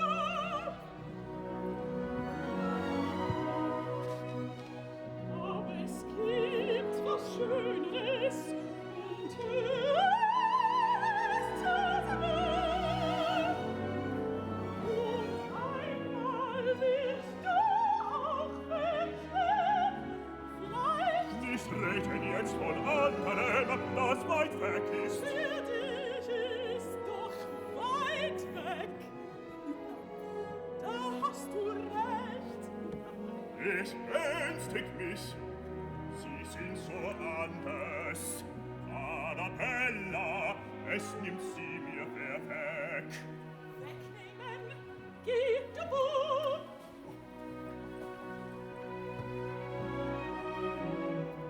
Aber da hast du einen Ersten und zugleich einen letzten Kuss.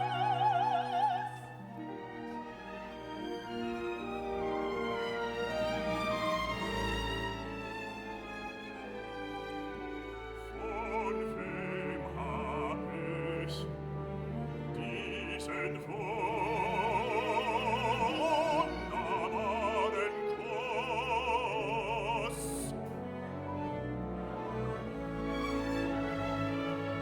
Von einem Mädel, das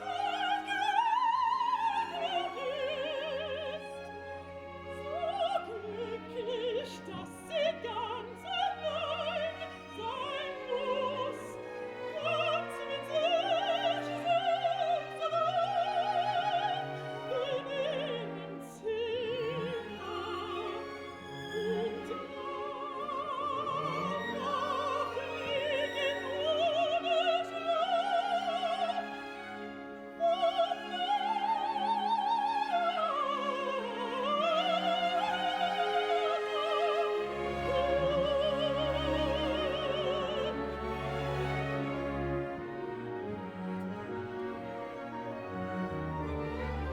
Jetzt aber tanzen wir noch diesen Walzer aus.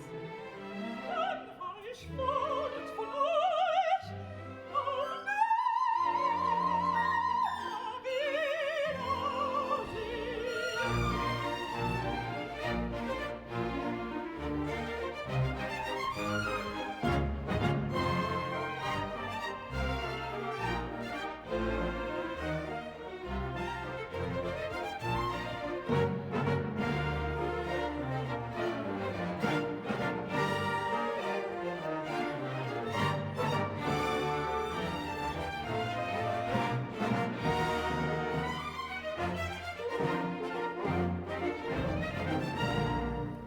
Ein Feigling bin ich, fort mit mir, fort und ein Ende. Oh Gott, seine Miene, wie furchtbar verschlossen.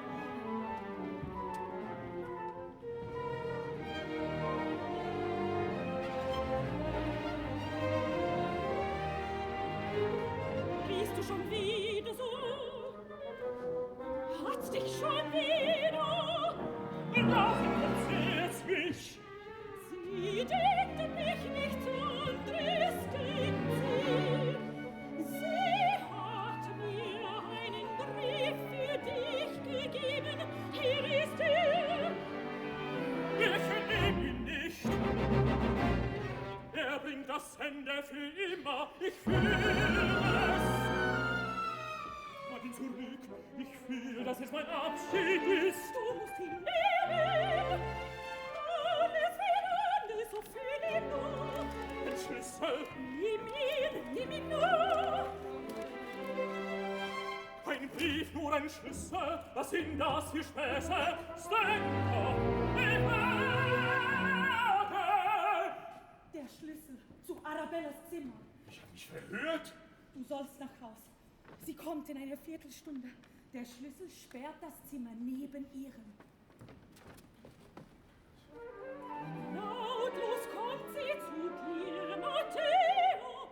Sie will nicht, dass du unglücklich bist. Sie will alles tun, alles, damit du glücklich wirst. Nach dieser Nacht. Dass das wahr ist, der Schlüssel zu Arabellas Zimmer. Du hast ihn ja, so war er sperrt.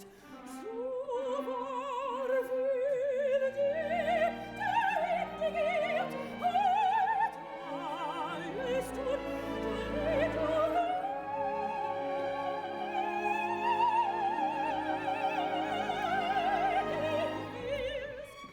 ich muss jetzt fort, ich darf dann nicht sehen. Geheimnis eines Mädchenherzens, unergründliches. Halt, du, irgendeiner! Hör, wer du bist! Cultura, haltet dort den Menschen, nehmt ihn von mich, den dort mit dem Schlüssel! Welchen, Gospoda? Und was für einen? Diesen?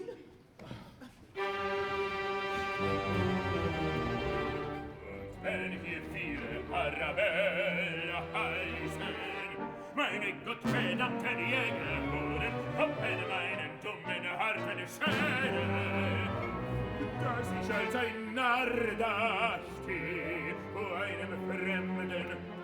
Will sie denn den Schlüssel schicken vor dem Zimmer, während sie selber tanzt im Ballsaal. Noch ist sie nicht einmal vorbei, die Stunde, die ich gerade ihr freigegeben habe. Also bin ich schon ein Narr und Esel.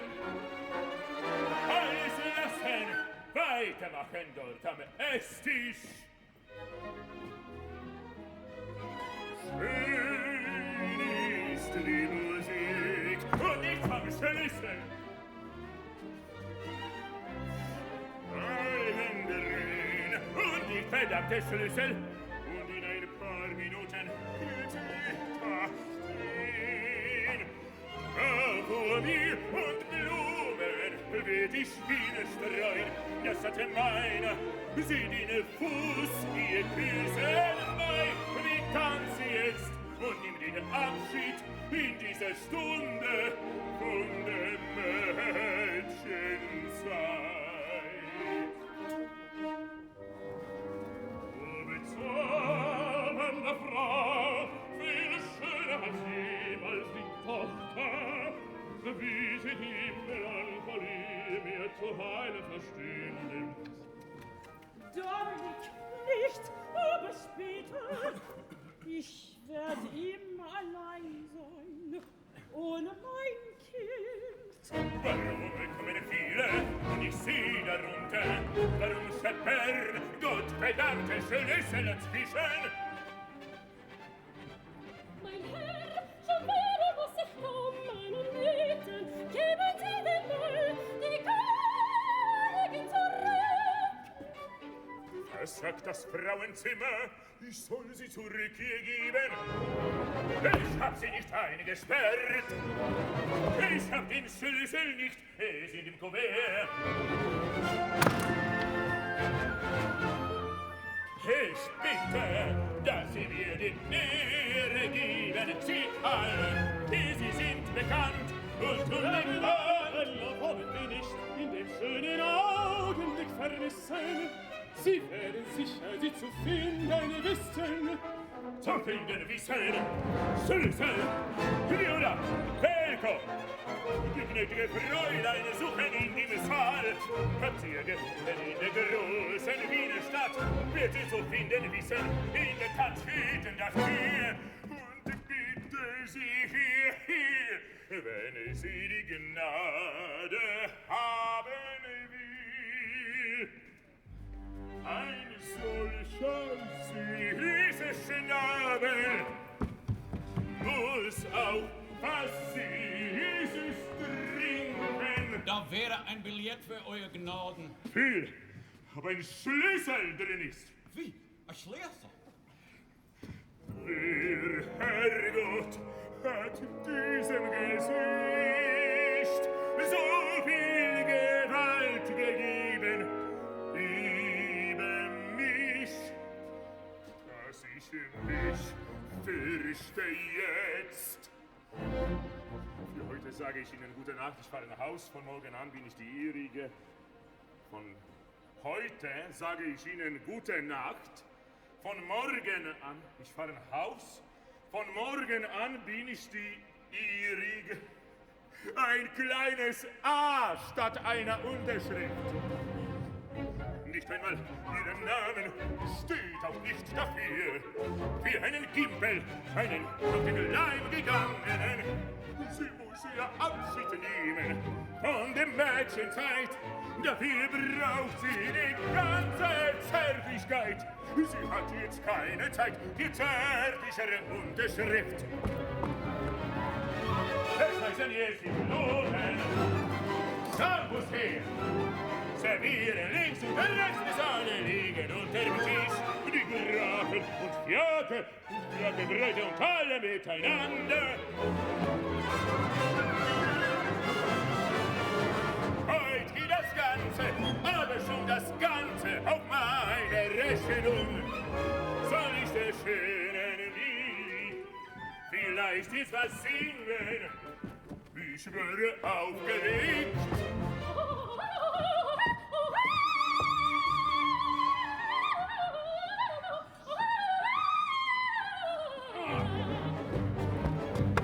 Ging durch einen Wald, weiß nicht durch welchen. Fand ein Mädchen, weiß nicht wessen Tochter. Trat ihr auf den Fuß, weiß nicht auf welchen, fing es an zu schreien, weiß nicht warum doch. Seht ihr nicht, wie der sie denn die Liebe? Seht ihr wie dass ich denn die Liebe? Wohl sind's an ihm, Wein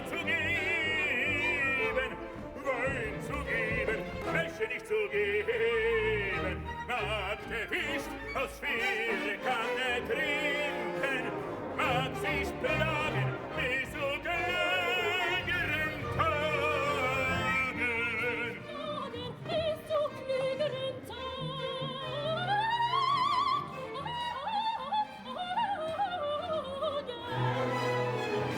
Willi, gib mir ein Bussel. Wie viel kostet der Schlüssel für Komtessenzimmer hier in Wien? Herr Frau Mandrika, wo ist meine Tochter? Weiß nicht, sie hat die Gnade nicht gehabt, mir mitzuteilen. Wünsche doch wohl schon doch, dies servieren der Frau Gräfin Mutter. Suche meine lassen Sie sich beschweren, Häusle Blume. Das frag ich selber, die Frau Gräfin Mutter. Dein Mann beschütze deine Frau, deine Tochter. Was hat sie vor? Annika, wie benimmst du dich in Gegenwart von meiner Frau? Genau, wie sich's gehört, ist der reiche Abkind dummen Kerl aus der Provinz und wie nur wilde wienerischen Grafen sich's geziemt. Selbst diese Hunds sind Mädel da, ist schon Gustav. Pesche, bedien dich, wo ist meine Tochter? Ich kann dir leider keine Auskunft geben. Kommt dessen, scheint es, sehen manchmal sie zurück in einem animierten Augenblick. Wo ist das Mädel? Wissen will ich, wo sie ist. Du weißt es. Was soll es bedeuten? Ein Einfall, eine plötzliche Melancholie, eine Caprice, du kennst den Naturell. Du beschwörst, sie ist zu Hause. Es handelt sich um deine und meine Tochter. Sehr gut, wir fahren auch nach Hause. Augenblicklich, du klopfst an ihre Tür und gibst uns Nachricht, ob sie ganz wohl ist, nur damit wir uns beruhigen. Dann spreche ich 2 Worte noch mit dir. Darum wirst du die Güte haben, uns zu begleiten. Es wird nie eine ganz besondere Ehre sein.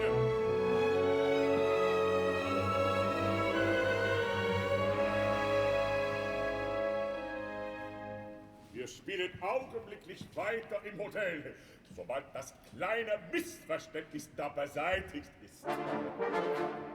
Die Herren und Damen sind eines derweilen meine Gäste.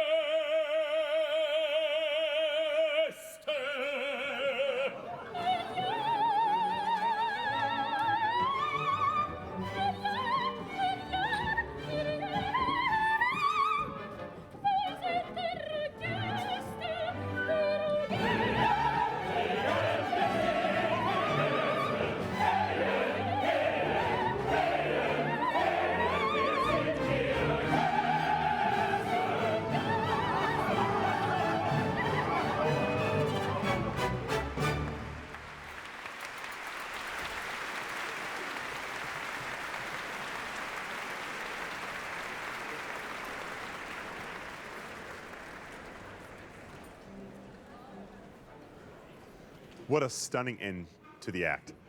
We have been fortunate today to bear witness to some of Richard Strauss's most extraordinary writing for both the soprano voice and for the orchestra.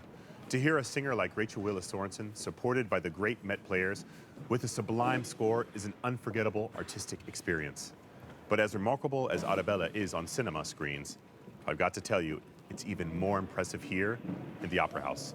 Nothing compares to the awesome singers soaring over the orchestra live in the auditorium. So please, come to the Met or visit your local opera company. Today's Otto Schenk production of Arabella is a testament to the enduring power of opera and how the Met can present such works in a way that's fresh and compelling for our contemporary audience. But reviving classic productions of poignant works and sharing them with a global audience in movie theaters is expensive, and ticket sales cover just a fraction of the cost. We need opera lovers like you to help make up the difference. So if you're able, I ask you please to consider making a contribution to the Met. To make a donation, you can visit us at metopera.org/donate. You can also text HD Live to 44321 to make a contribution, or call us at 212-362-0068. Thank you for your support. The Met's Live in HD cinema season is in full swing. Here's a look at what's coming up.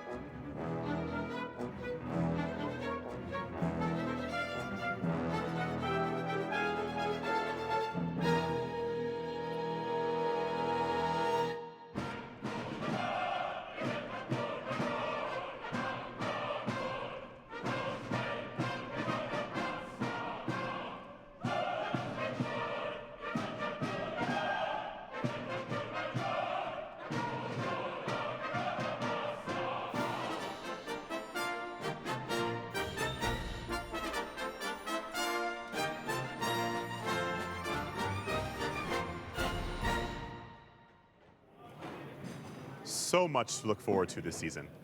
The Met's Live in HD series is made possible thanks to its founding sponsor, the Neubauer Family Foundation. Digital support is provided by Bloomberg Philanthropies. The Met Live in HD series is in partnership with Rolex. We'll be back after a break.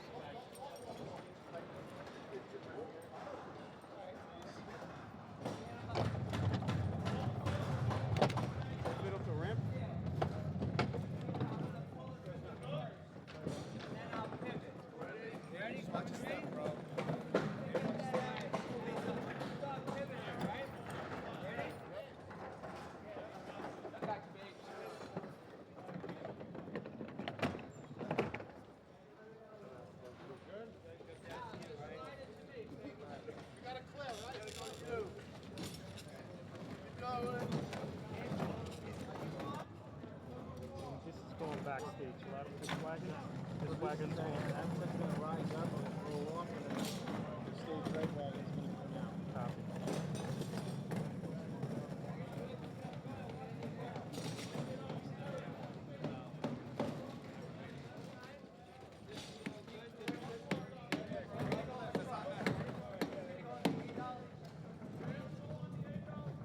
Yusuf.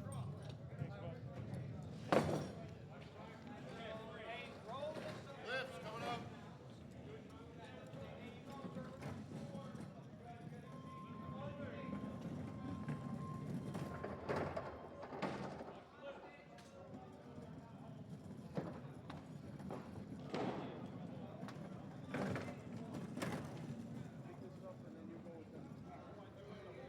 They're going to be striking all this stuff here, too. It's all going to go on all these dials. Let's go on the genie. Yeah. Bring the small triangle up right here. Clear the wagon. Keep going. That's clear. Leave it there. Now everybody help up here with.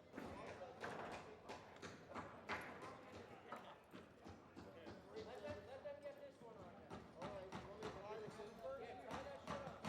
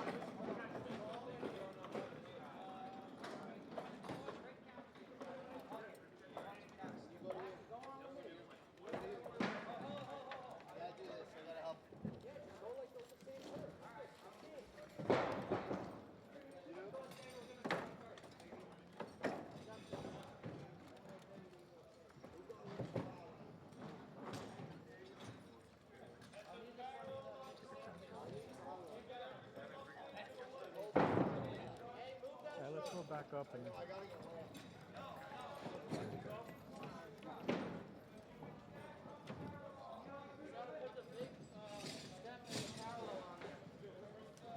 Hey, McLovin. Let's start flipping these crowds.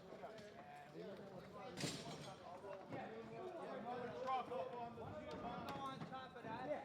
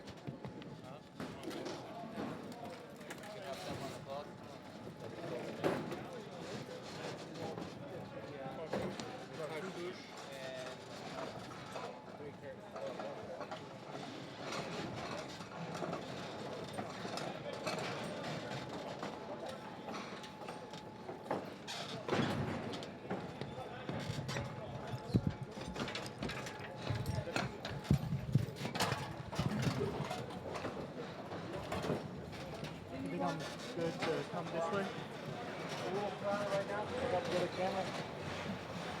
That's the way I'm gonna- Okay, once it's over, yeah. There'll be another one here. All right, Come on.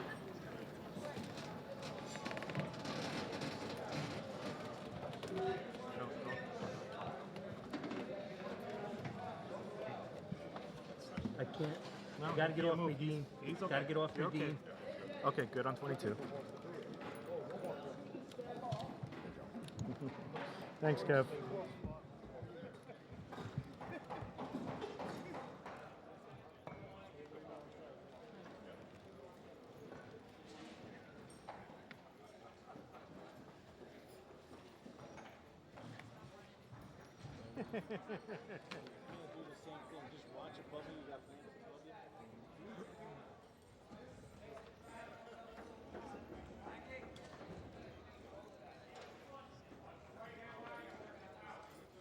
Great.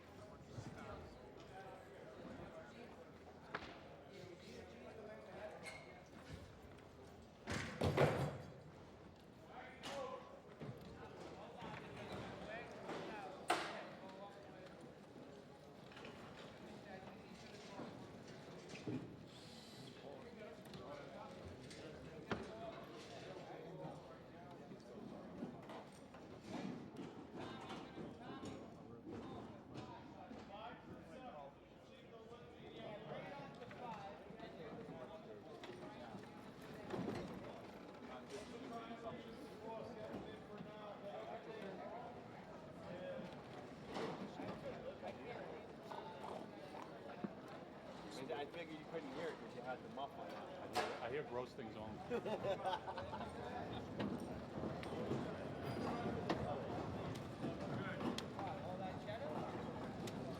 Leave it up to each other. Put the triangle units in the well, right on the onstage side.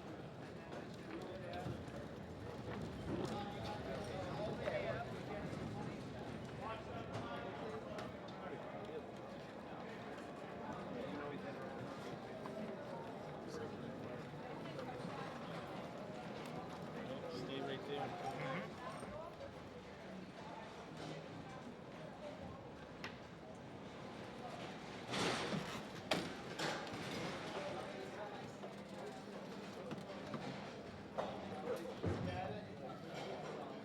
Can I stay out here? No, because they're going to be doing Copy. the round club. We got to be at a proper place. Understood.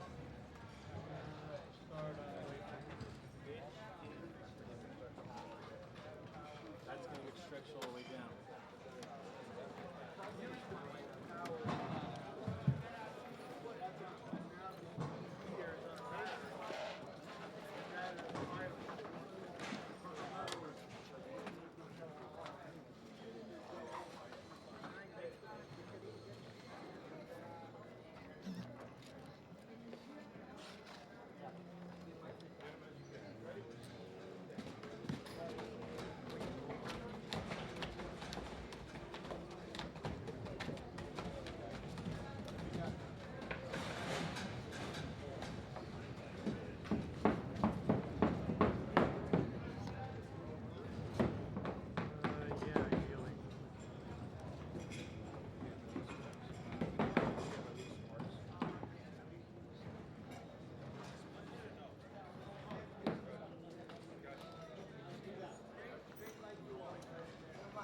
What's up?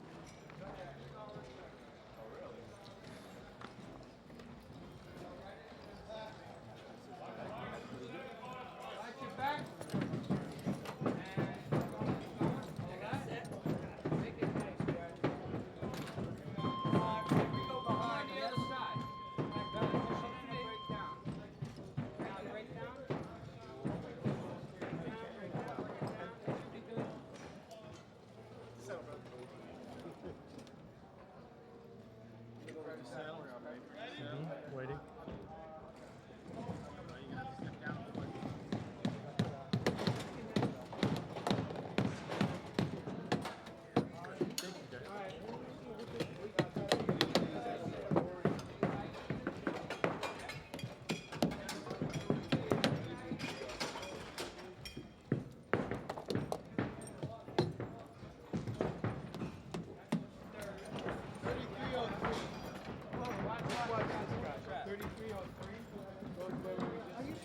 upstage or the door? See the door? Okay. Come down to.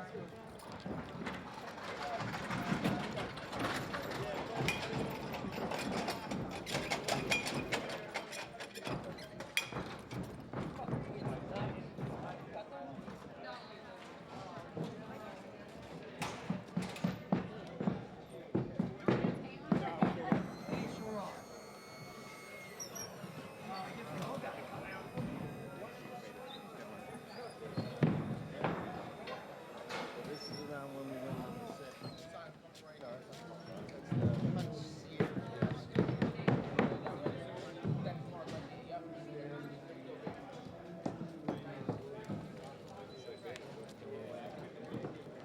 So, all right, Danny, you ready? Vader, you ready? What's that, flats on? Okay.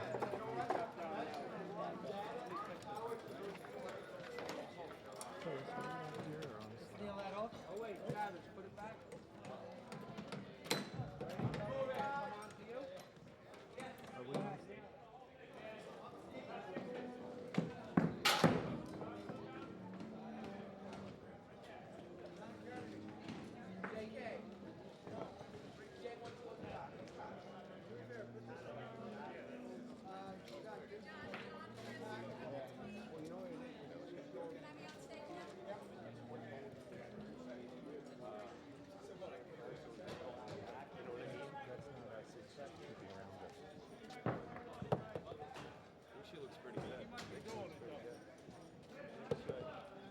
Looks good, guys.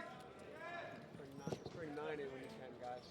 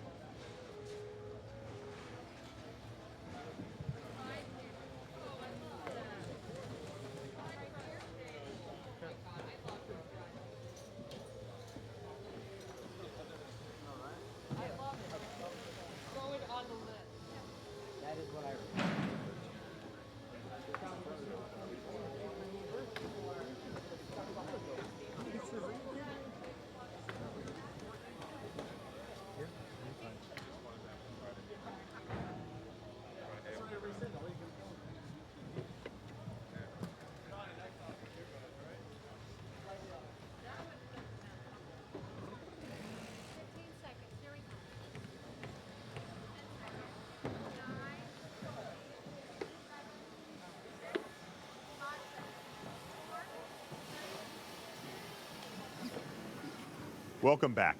On December 13th, the Met will present our next live cinema transmission. It's Giordano's Barismo potboiler, Andrea Chenier, led by the Met's newly appointed principal guest conductor, Daniele Rustioni, and starring tenor Piotr Bachawa in the title role of the French Revolution-era poet, opposite star soprano Sonia Yoncheva. The final dress rehearsal was yesterday, and we have a clip of Piotr singing an excerpt from Chenier's Act 1, Improviso.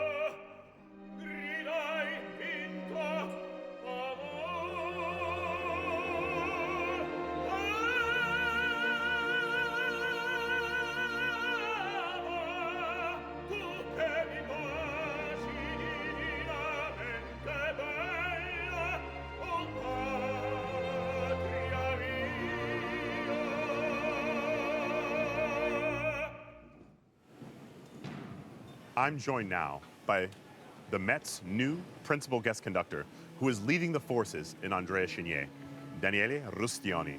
Hello, maestro. Hello, thank you. Yo, so what did you think of Piotr's performance in the dress rehearsal yesterday? It's glorious, it's great. And I mean, it's crazy to think that this opera, Andrea Chenier, it's part really of the Met history. I consumed in my youth the VHS at home of the production of 1993, and Pavarotti was singing. But before it was Corelli singing here, and all the great tenors of the history of music sang that role here at the Met. Well, and now he's it's one Piotr, of them, of course. Yeah. And for me, being part of the family in an official capacity now, for me it's really a great moment, because also the production is glorious. It's incredible, the Nicolas Joel production here. Yeah. And everything that happens in the pit and everything that Giordano wrote in the score, you can see on stage. Literally acted out. And the costumes, the light, and everything is really like the golden age of what we saw. Yeah. And so it's really a special production, very close to my heart. Okay. In addition to Piotr in the title role, you have Sonia Yoncheva as the aristocratic woman who is willing to die with him at the guillotine. What has it been like working with these two Met favorites, and what do they bring to their roles? Well, Sonia has big soul and big heart, and this is very important, because one thing is singer, musician, singer, but she is a complete artist. Yeah. And so is Piotr, of course. But I think it's very important to bring on stage something really of your experience, of your human experience, life experience. Yeah. And she has a lot of that. And of course, to sing that very dramatic role is very important. Yeah. I think La Mamma Morta, it's her moment in the third act, is really full of sorrow and hope, and we can really see, we can hear in her voice, which is very challenging, of course, but we can see in her eyes, even when she's not singing, because music is continuous even in the silence. That's the magic on stage of the opera. But speaking of the drama, like, what makes up a reasonable opera? Like, Yeah, it's a good question. Of course, Verismo opera is very descriptive of a situation. In this case, the French Revolution time, and thanks also to this production, it's really quite obvious, what is happening, and it's a joy to bring this to the audience. But stylistic-wise, I think singing and making strong accents on every words in Italian, in this case, the use of the libretto and the espressione on every single word is really underlined by all the Verismo great composers. And we have to always have in mind that this opera was premiered the same year La Bohème was premiered, and it was premiered in La Scala. It has a lot of history. It's maybe one of the most famous Verismo opera, together with Cavalleria Pagliacci. I didn't mean to interrupt you, but this cinema transmission of Giordano's Andrea Chenier is on December 13th. And Maestro, we can't wait to see you and hear the orchestra and see you on the Met stage. I can't wait to be there. Thank you so much. Maestro. Ciao, caro. Ciao. And now I get to speak with our Mandrika, my fellow bass baritone, Tomasz Konieczny. Hello, Tomasz. Hi, Ryan. It's good to be here with you, man. Yeah. I'm good. For an artist who has sung the greatest German bass baritone roles, from The Dutchman to Wotan, where does the role of Mandrika fit in the pantheon? So the role of Mandrika is very difficult, as you probably know. Yes. They are high and there are low notes to sing and very long part, and it's not so effectful as, for example, Johannan in Salome, but I love to sing this part. Yeah. I sang this part first time in Vienna, 2011. It was Franz Welser-Möst. 15 years almost. Yes. And I can remember I needed to learn this part about 100 hours with the pianist. So it was really very difficult part for me to learn. I love to sing this part. Yeah. This part is, of course, very difficult and have many problems, technical problems. But it's also, from the other side, very interesting from the character. But it doesn't seem so easy. I mean, playing Mandrika, you have to shift from adoration to murderous jealousy on a dime. Yeah, and he's easy man. He's a man from country. Yeah. So I have to play somehow mix about aristocrat and the man from the country. So it's probably very American. Yeah. Oh. Is Mandrika the most emotionally volatile character in your repertoire? No, not really. So the most emotional character is definitely Wotan, Valkyrie and Wotan. It's the most emotional part for me, and also of my love part. So I sang Wotan in Valkyrie in 21 different productions. 21 different productions. So I'm like veteran, you know. Yeah. Here. To say the least. Yeah. Yeah. So I would like to greet very much my home country, if it's possible. So for everybody in Lodz, in my home country, they hear this evening today in the Philharmonic. So I'm very happy to greet you, and of course I would like to invite you and everybody to my Baltic Opera Festival on the Polish coast in July. We'll be back in cinemas in March as Kurvenal in the new production of Tristan und Isolde, and I'll be on stage with you as König Marke, yeah? And can you tell us a little bit about what you enjoy most about the role of Kurvenal? Kurvenal is a very emotional part, and he's a friend of Tristan. He's a really friend. Yeah. So he tried to support Tristan the whole third act. I can remember one performance with Peter Seifert. It was so emotional of him and so big energy that I was completely broken after the performance. He sings not so much, but yeah. But his parts matter. Tomasz, thank you for speaking with me, and toi toi toi for Act 3. Thank you very much. Danke, brother. With the last act ending in turmoil, Strauss has us on the edge of our seats as to what's to come. All I can say is that there are some surprises in store. Here is the unpredictable conclusion of Arabella.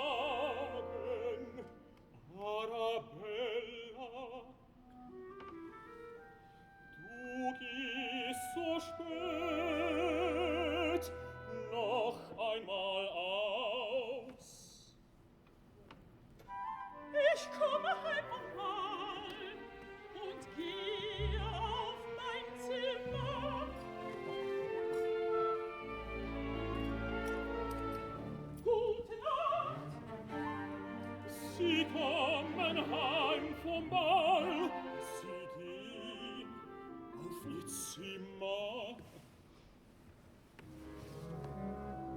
Geheimnis eines Mädchenherzens, unergründliches. Ja, gute Nacht. Was amüsiert Sie da so sehr? Oh, Arabella!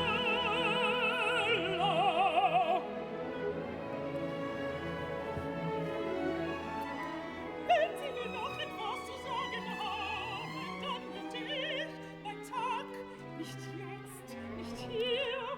Noch etwas? Ich, noch etwas? Oh, süße Arabella, danke will ich dir von heute bis ans Ende meines Lebens. Danken? Wofür? Das ist doch alles ein für allemal vorbei. Danken? Wofür? Die Kunst ist mir zu hoch. Mir graut von so viel Virtuosität. Was haben Sie? So meisterhaft Komödie spielen, nur um der Komödie willen. Komödie spielen, ohne Publikum. Das ist zu viel, so kalte Herrschaft über jeden Nerv. Nach solchen Augenblicken, das verträgt ein Mann. Ich appelliere an den einen Blutstropfen in dir, der unfähig zu heucheln ist. Sie sind Junge, und hier geben Sie den Weg mit mir. Oh, ich liebe.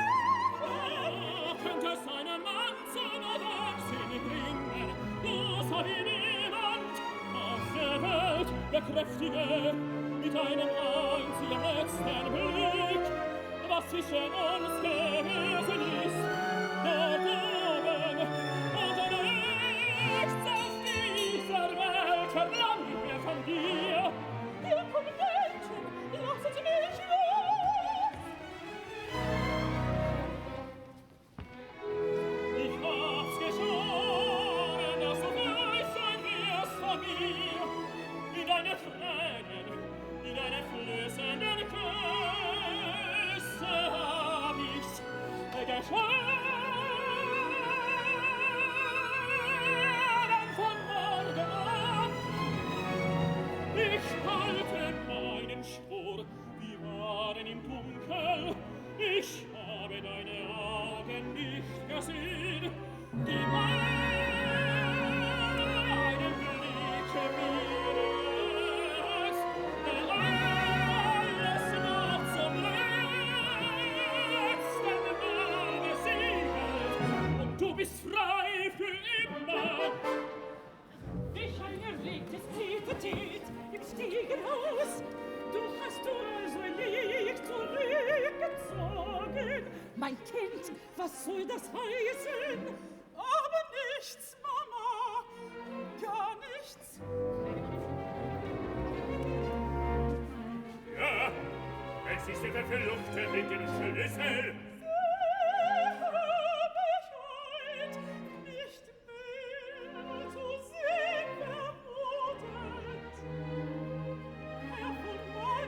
Ich bitte Gräfin um Erlaubnis, mich zurückzuziehen. Elko, der Großvater hat ihn erkannt. Du kannst, wir fahren mit dem ersten Zug nach Haus. Hier ist nichts, das sie anginge.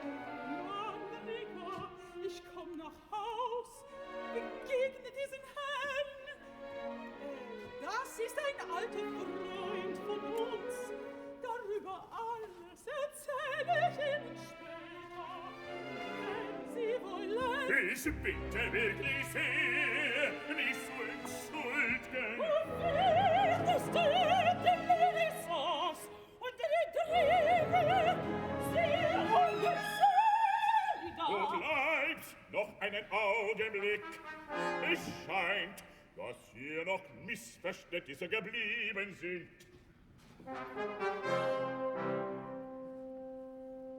Ich frage dich kommst du hier? Hat die Herr Leuten dich vom Ball nach Haus begleitet mit deiner Zustimmung?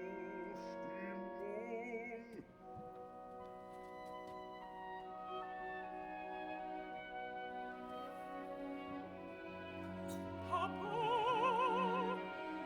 so schau mir ins Gesicht.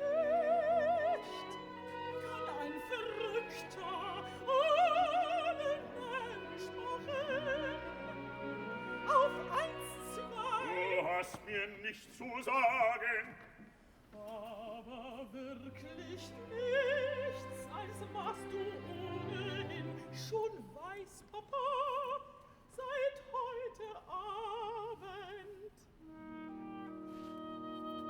Oder weißt du etwa nicht? Oh, bin ich sehr erleichtert. Also bitte. Es ist nichts vorgefallen, aber gar nichts. Schwamm drüber, über alle Aufregung. Und gute Nacht. Ich darf hinein, wir spielen sofort weiter. Ich würde helfen, so viel Geld und guter Wille helfen kann. Vertuschen diese hässliche Komödie, da ich die Rolle nicht geeignet bin zu spielen, die Sie mir haben zugedacht, mein Fräulein. Nein, wie ist das möglich? Harien nicht Mittendorf. Wie kann das möglich sein? Andrika, hören Sie, so wahr ein Gott im Himmel ist, so haben Sie nichts mehr zu verzeihen. Viel eher muss ich Ihnen, wenn ich kann, verzeihen, was Sie zu mir geredet haben. Und in welchem Ton? Ich müsste blind sein und hab leider scharfe Augen. Ich müsste taub sein und hab leider gute Ohren. Ich müsste stark im Kopfe sein, dann vielleicht, dass ich das Individuum nicht erkennen täte und nicht verstünde, dass hier wie ein Spiel gespielt wird bei der Nacht. Mein Herr, wenn Sie hier irgendwelcher Rechte besitzen, wenn auch erst seit kurzer Zeit, ich stehe zur Verfügung. Ja, Rechte besitzt dieser Herr, denn ist mein Verlobter, und Sie besitzen das Leiseste nicht, auch nicht einen Schatten von Rechten. Sagen Sie selber. Nein, keines. Sie hören. Hätten Sie den Herrn ausreden lassen, ein kleines Wort auf der Zunge? Nein, keines, außer den Rechten hat ich sagen wollen, wie diese Nacht verliehen hat. Versuchen Sie, vielleicht zu Ihnen ganz allein, wird ein Wörtel drüber sagen. Haben Sie vor diesem Herrn mir noch etwas zu sagen? Nein.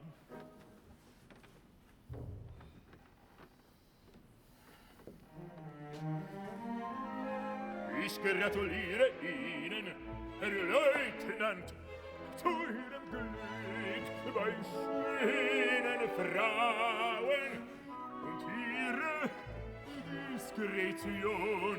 Die beiden sind gleich groß. Hast du gehört, Papa? Andrika, darf ich es so gern und Ton mir geben? Wo sind meine Pistolen? Was verkauft das Sakrament? Ich will mir anderen zu verschaffen wissen. Mag alles gehen.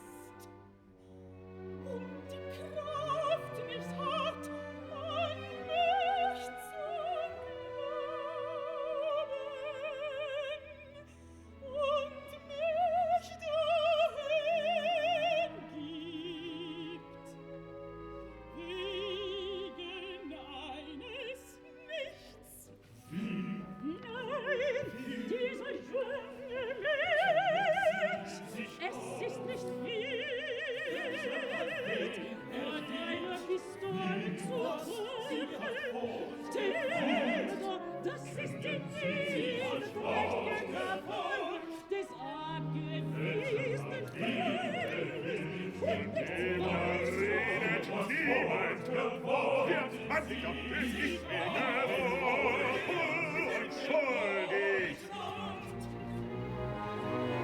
Ich bin allein der Schuldige. Ich hege jedes Wort zurück und jeden Blick. Gestaltet hat man alles. Ich habe nichts von dem gemeint. Was sie zu hören glaubten, wenn jemand Strafe je verdient, so bin ich's. Eintunken und reinwaschen wiederum mit einem Atem. Das war zu meiner Zeit nicht Brauch bei Offizieren. Der junge Mensch benimmt sich brav wie möglich. Es wäre an der Zeit, dass Sie auf ihn ein bisschen Rücksicht nehmen täten. Schönes Kind, gestehen Sie mir die Wahrheit, mir allein. Es ist Ihr Liebhaber. Ich würde alles tun. Sie können sich auf mich verlassen, Arabella.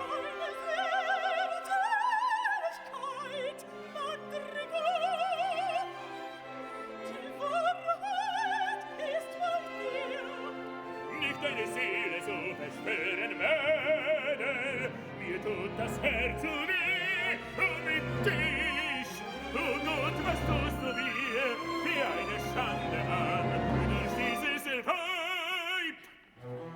Soll ich den Menschen dort, der mir das Leben ruiniert hat, soll ich ihn schonen, und den Geliebten bringen wir sie.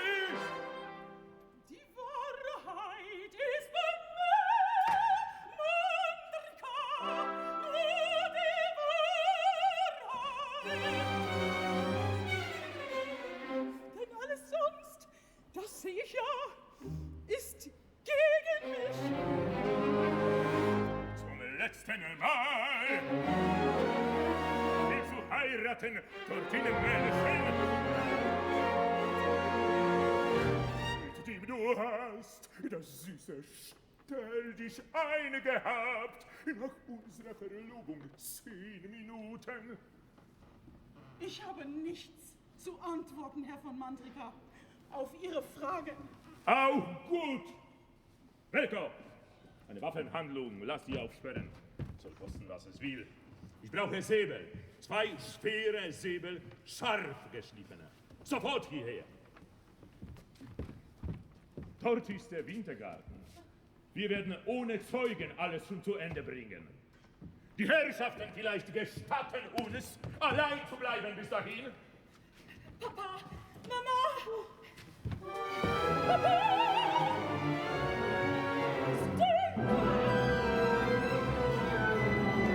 Was für ein Aufzug! Welche Schande! Was ist geschehen? Red! Ich bin bei dir! Ich bin adieu! Sag ich euch allen, ich muss fort! Ich muss so in die Donau, noch bevor es Tag wird! Was soll das heißen? Verliest du wieder dieses hübsche Mädel? Hast doch das Gesicht schon heute wo gesehen? Verzeiht mir alles nur und lass mich's fort! Ich schäme mich so! Ich sterb vor Scham! So lass mich fort vor Sonnenaufgang schon, muss ich drin liegen tief! Alles tun mir denn alles, alles mir verzeiht!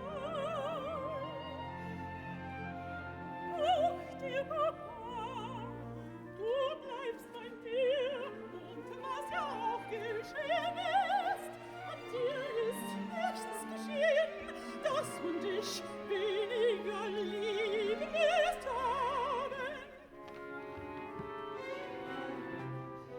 Er ist unschuldig, er hat nichts gewusst, und ich allein. Schweig, unglückseliges Kind!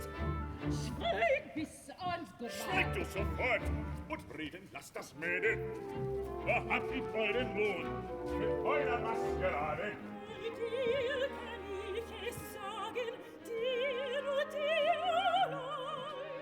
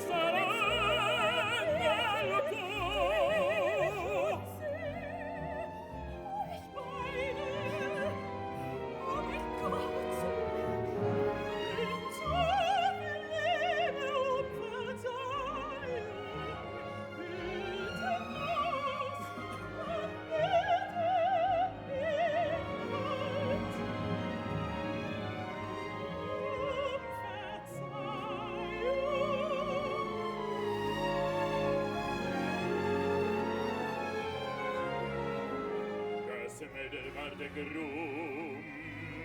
Ich möchte in Boden sinken. Wie soll sie, weil sie mir verzeihen können, wo ich mir selber nicht verzeihen kann?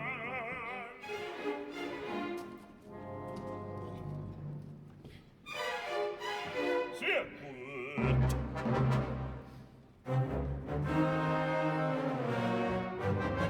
Jetzt habe ich mein rechtes vis-à-vis.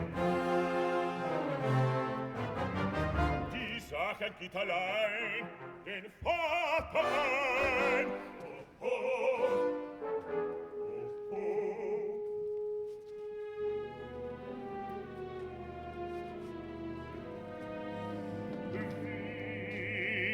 Wie steh ich vor Ihnen,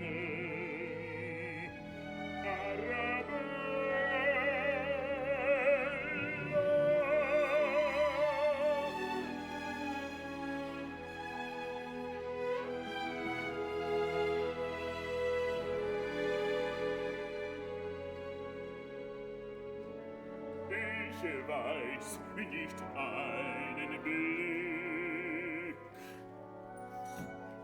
von Ihnen bin ich wird mein Leben lang. So wie ein Tölpel mit den beiden Fäusten da hab ich geweint. Man dürfte greifen nach dem allergrößten Glück und bin unwild geworden, so im Handumdrehen. Und jetzt bleibt Reue und mich schämen bis an meinen letzten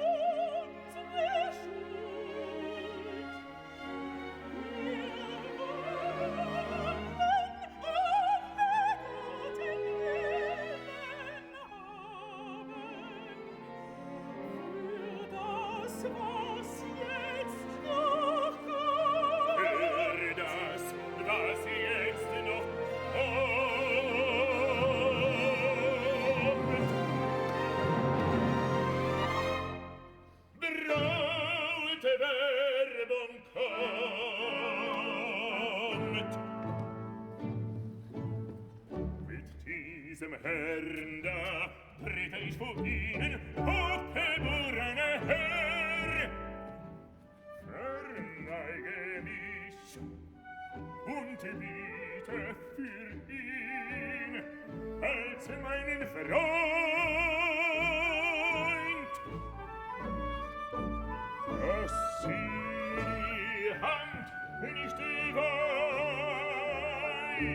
ihm von diesem jungen Fräulein nicht weigern ihm das große Liebe ihm verliehen hat.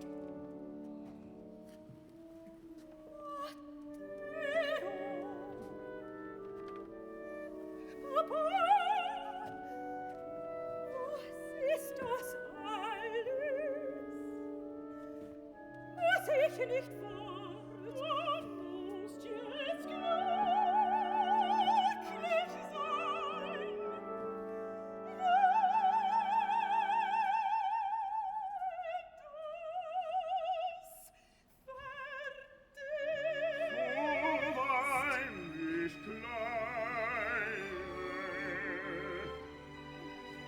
Reichen Sie mir Ihre Hand, mein Herr.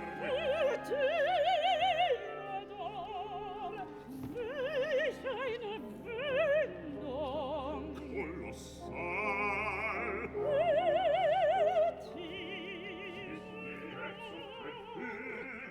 Meine Perle schlafen, jetzt passiert nichts mehr.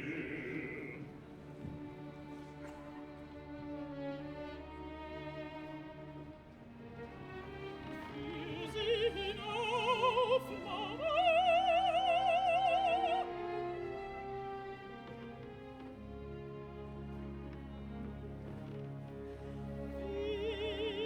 Wir sprechen jetzt nichts mehr.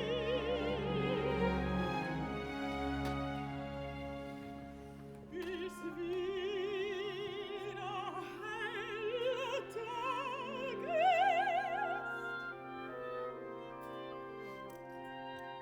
Meinen Sie nicht auf, Georg,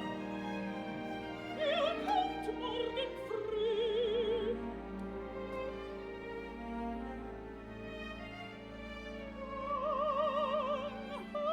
Hast du ihn für immer?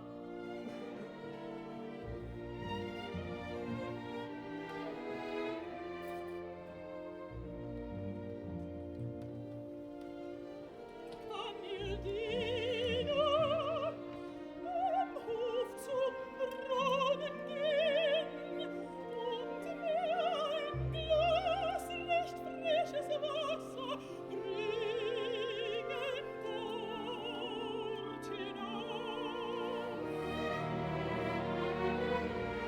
Ich glaub, es täte mir ganz gut nach dieser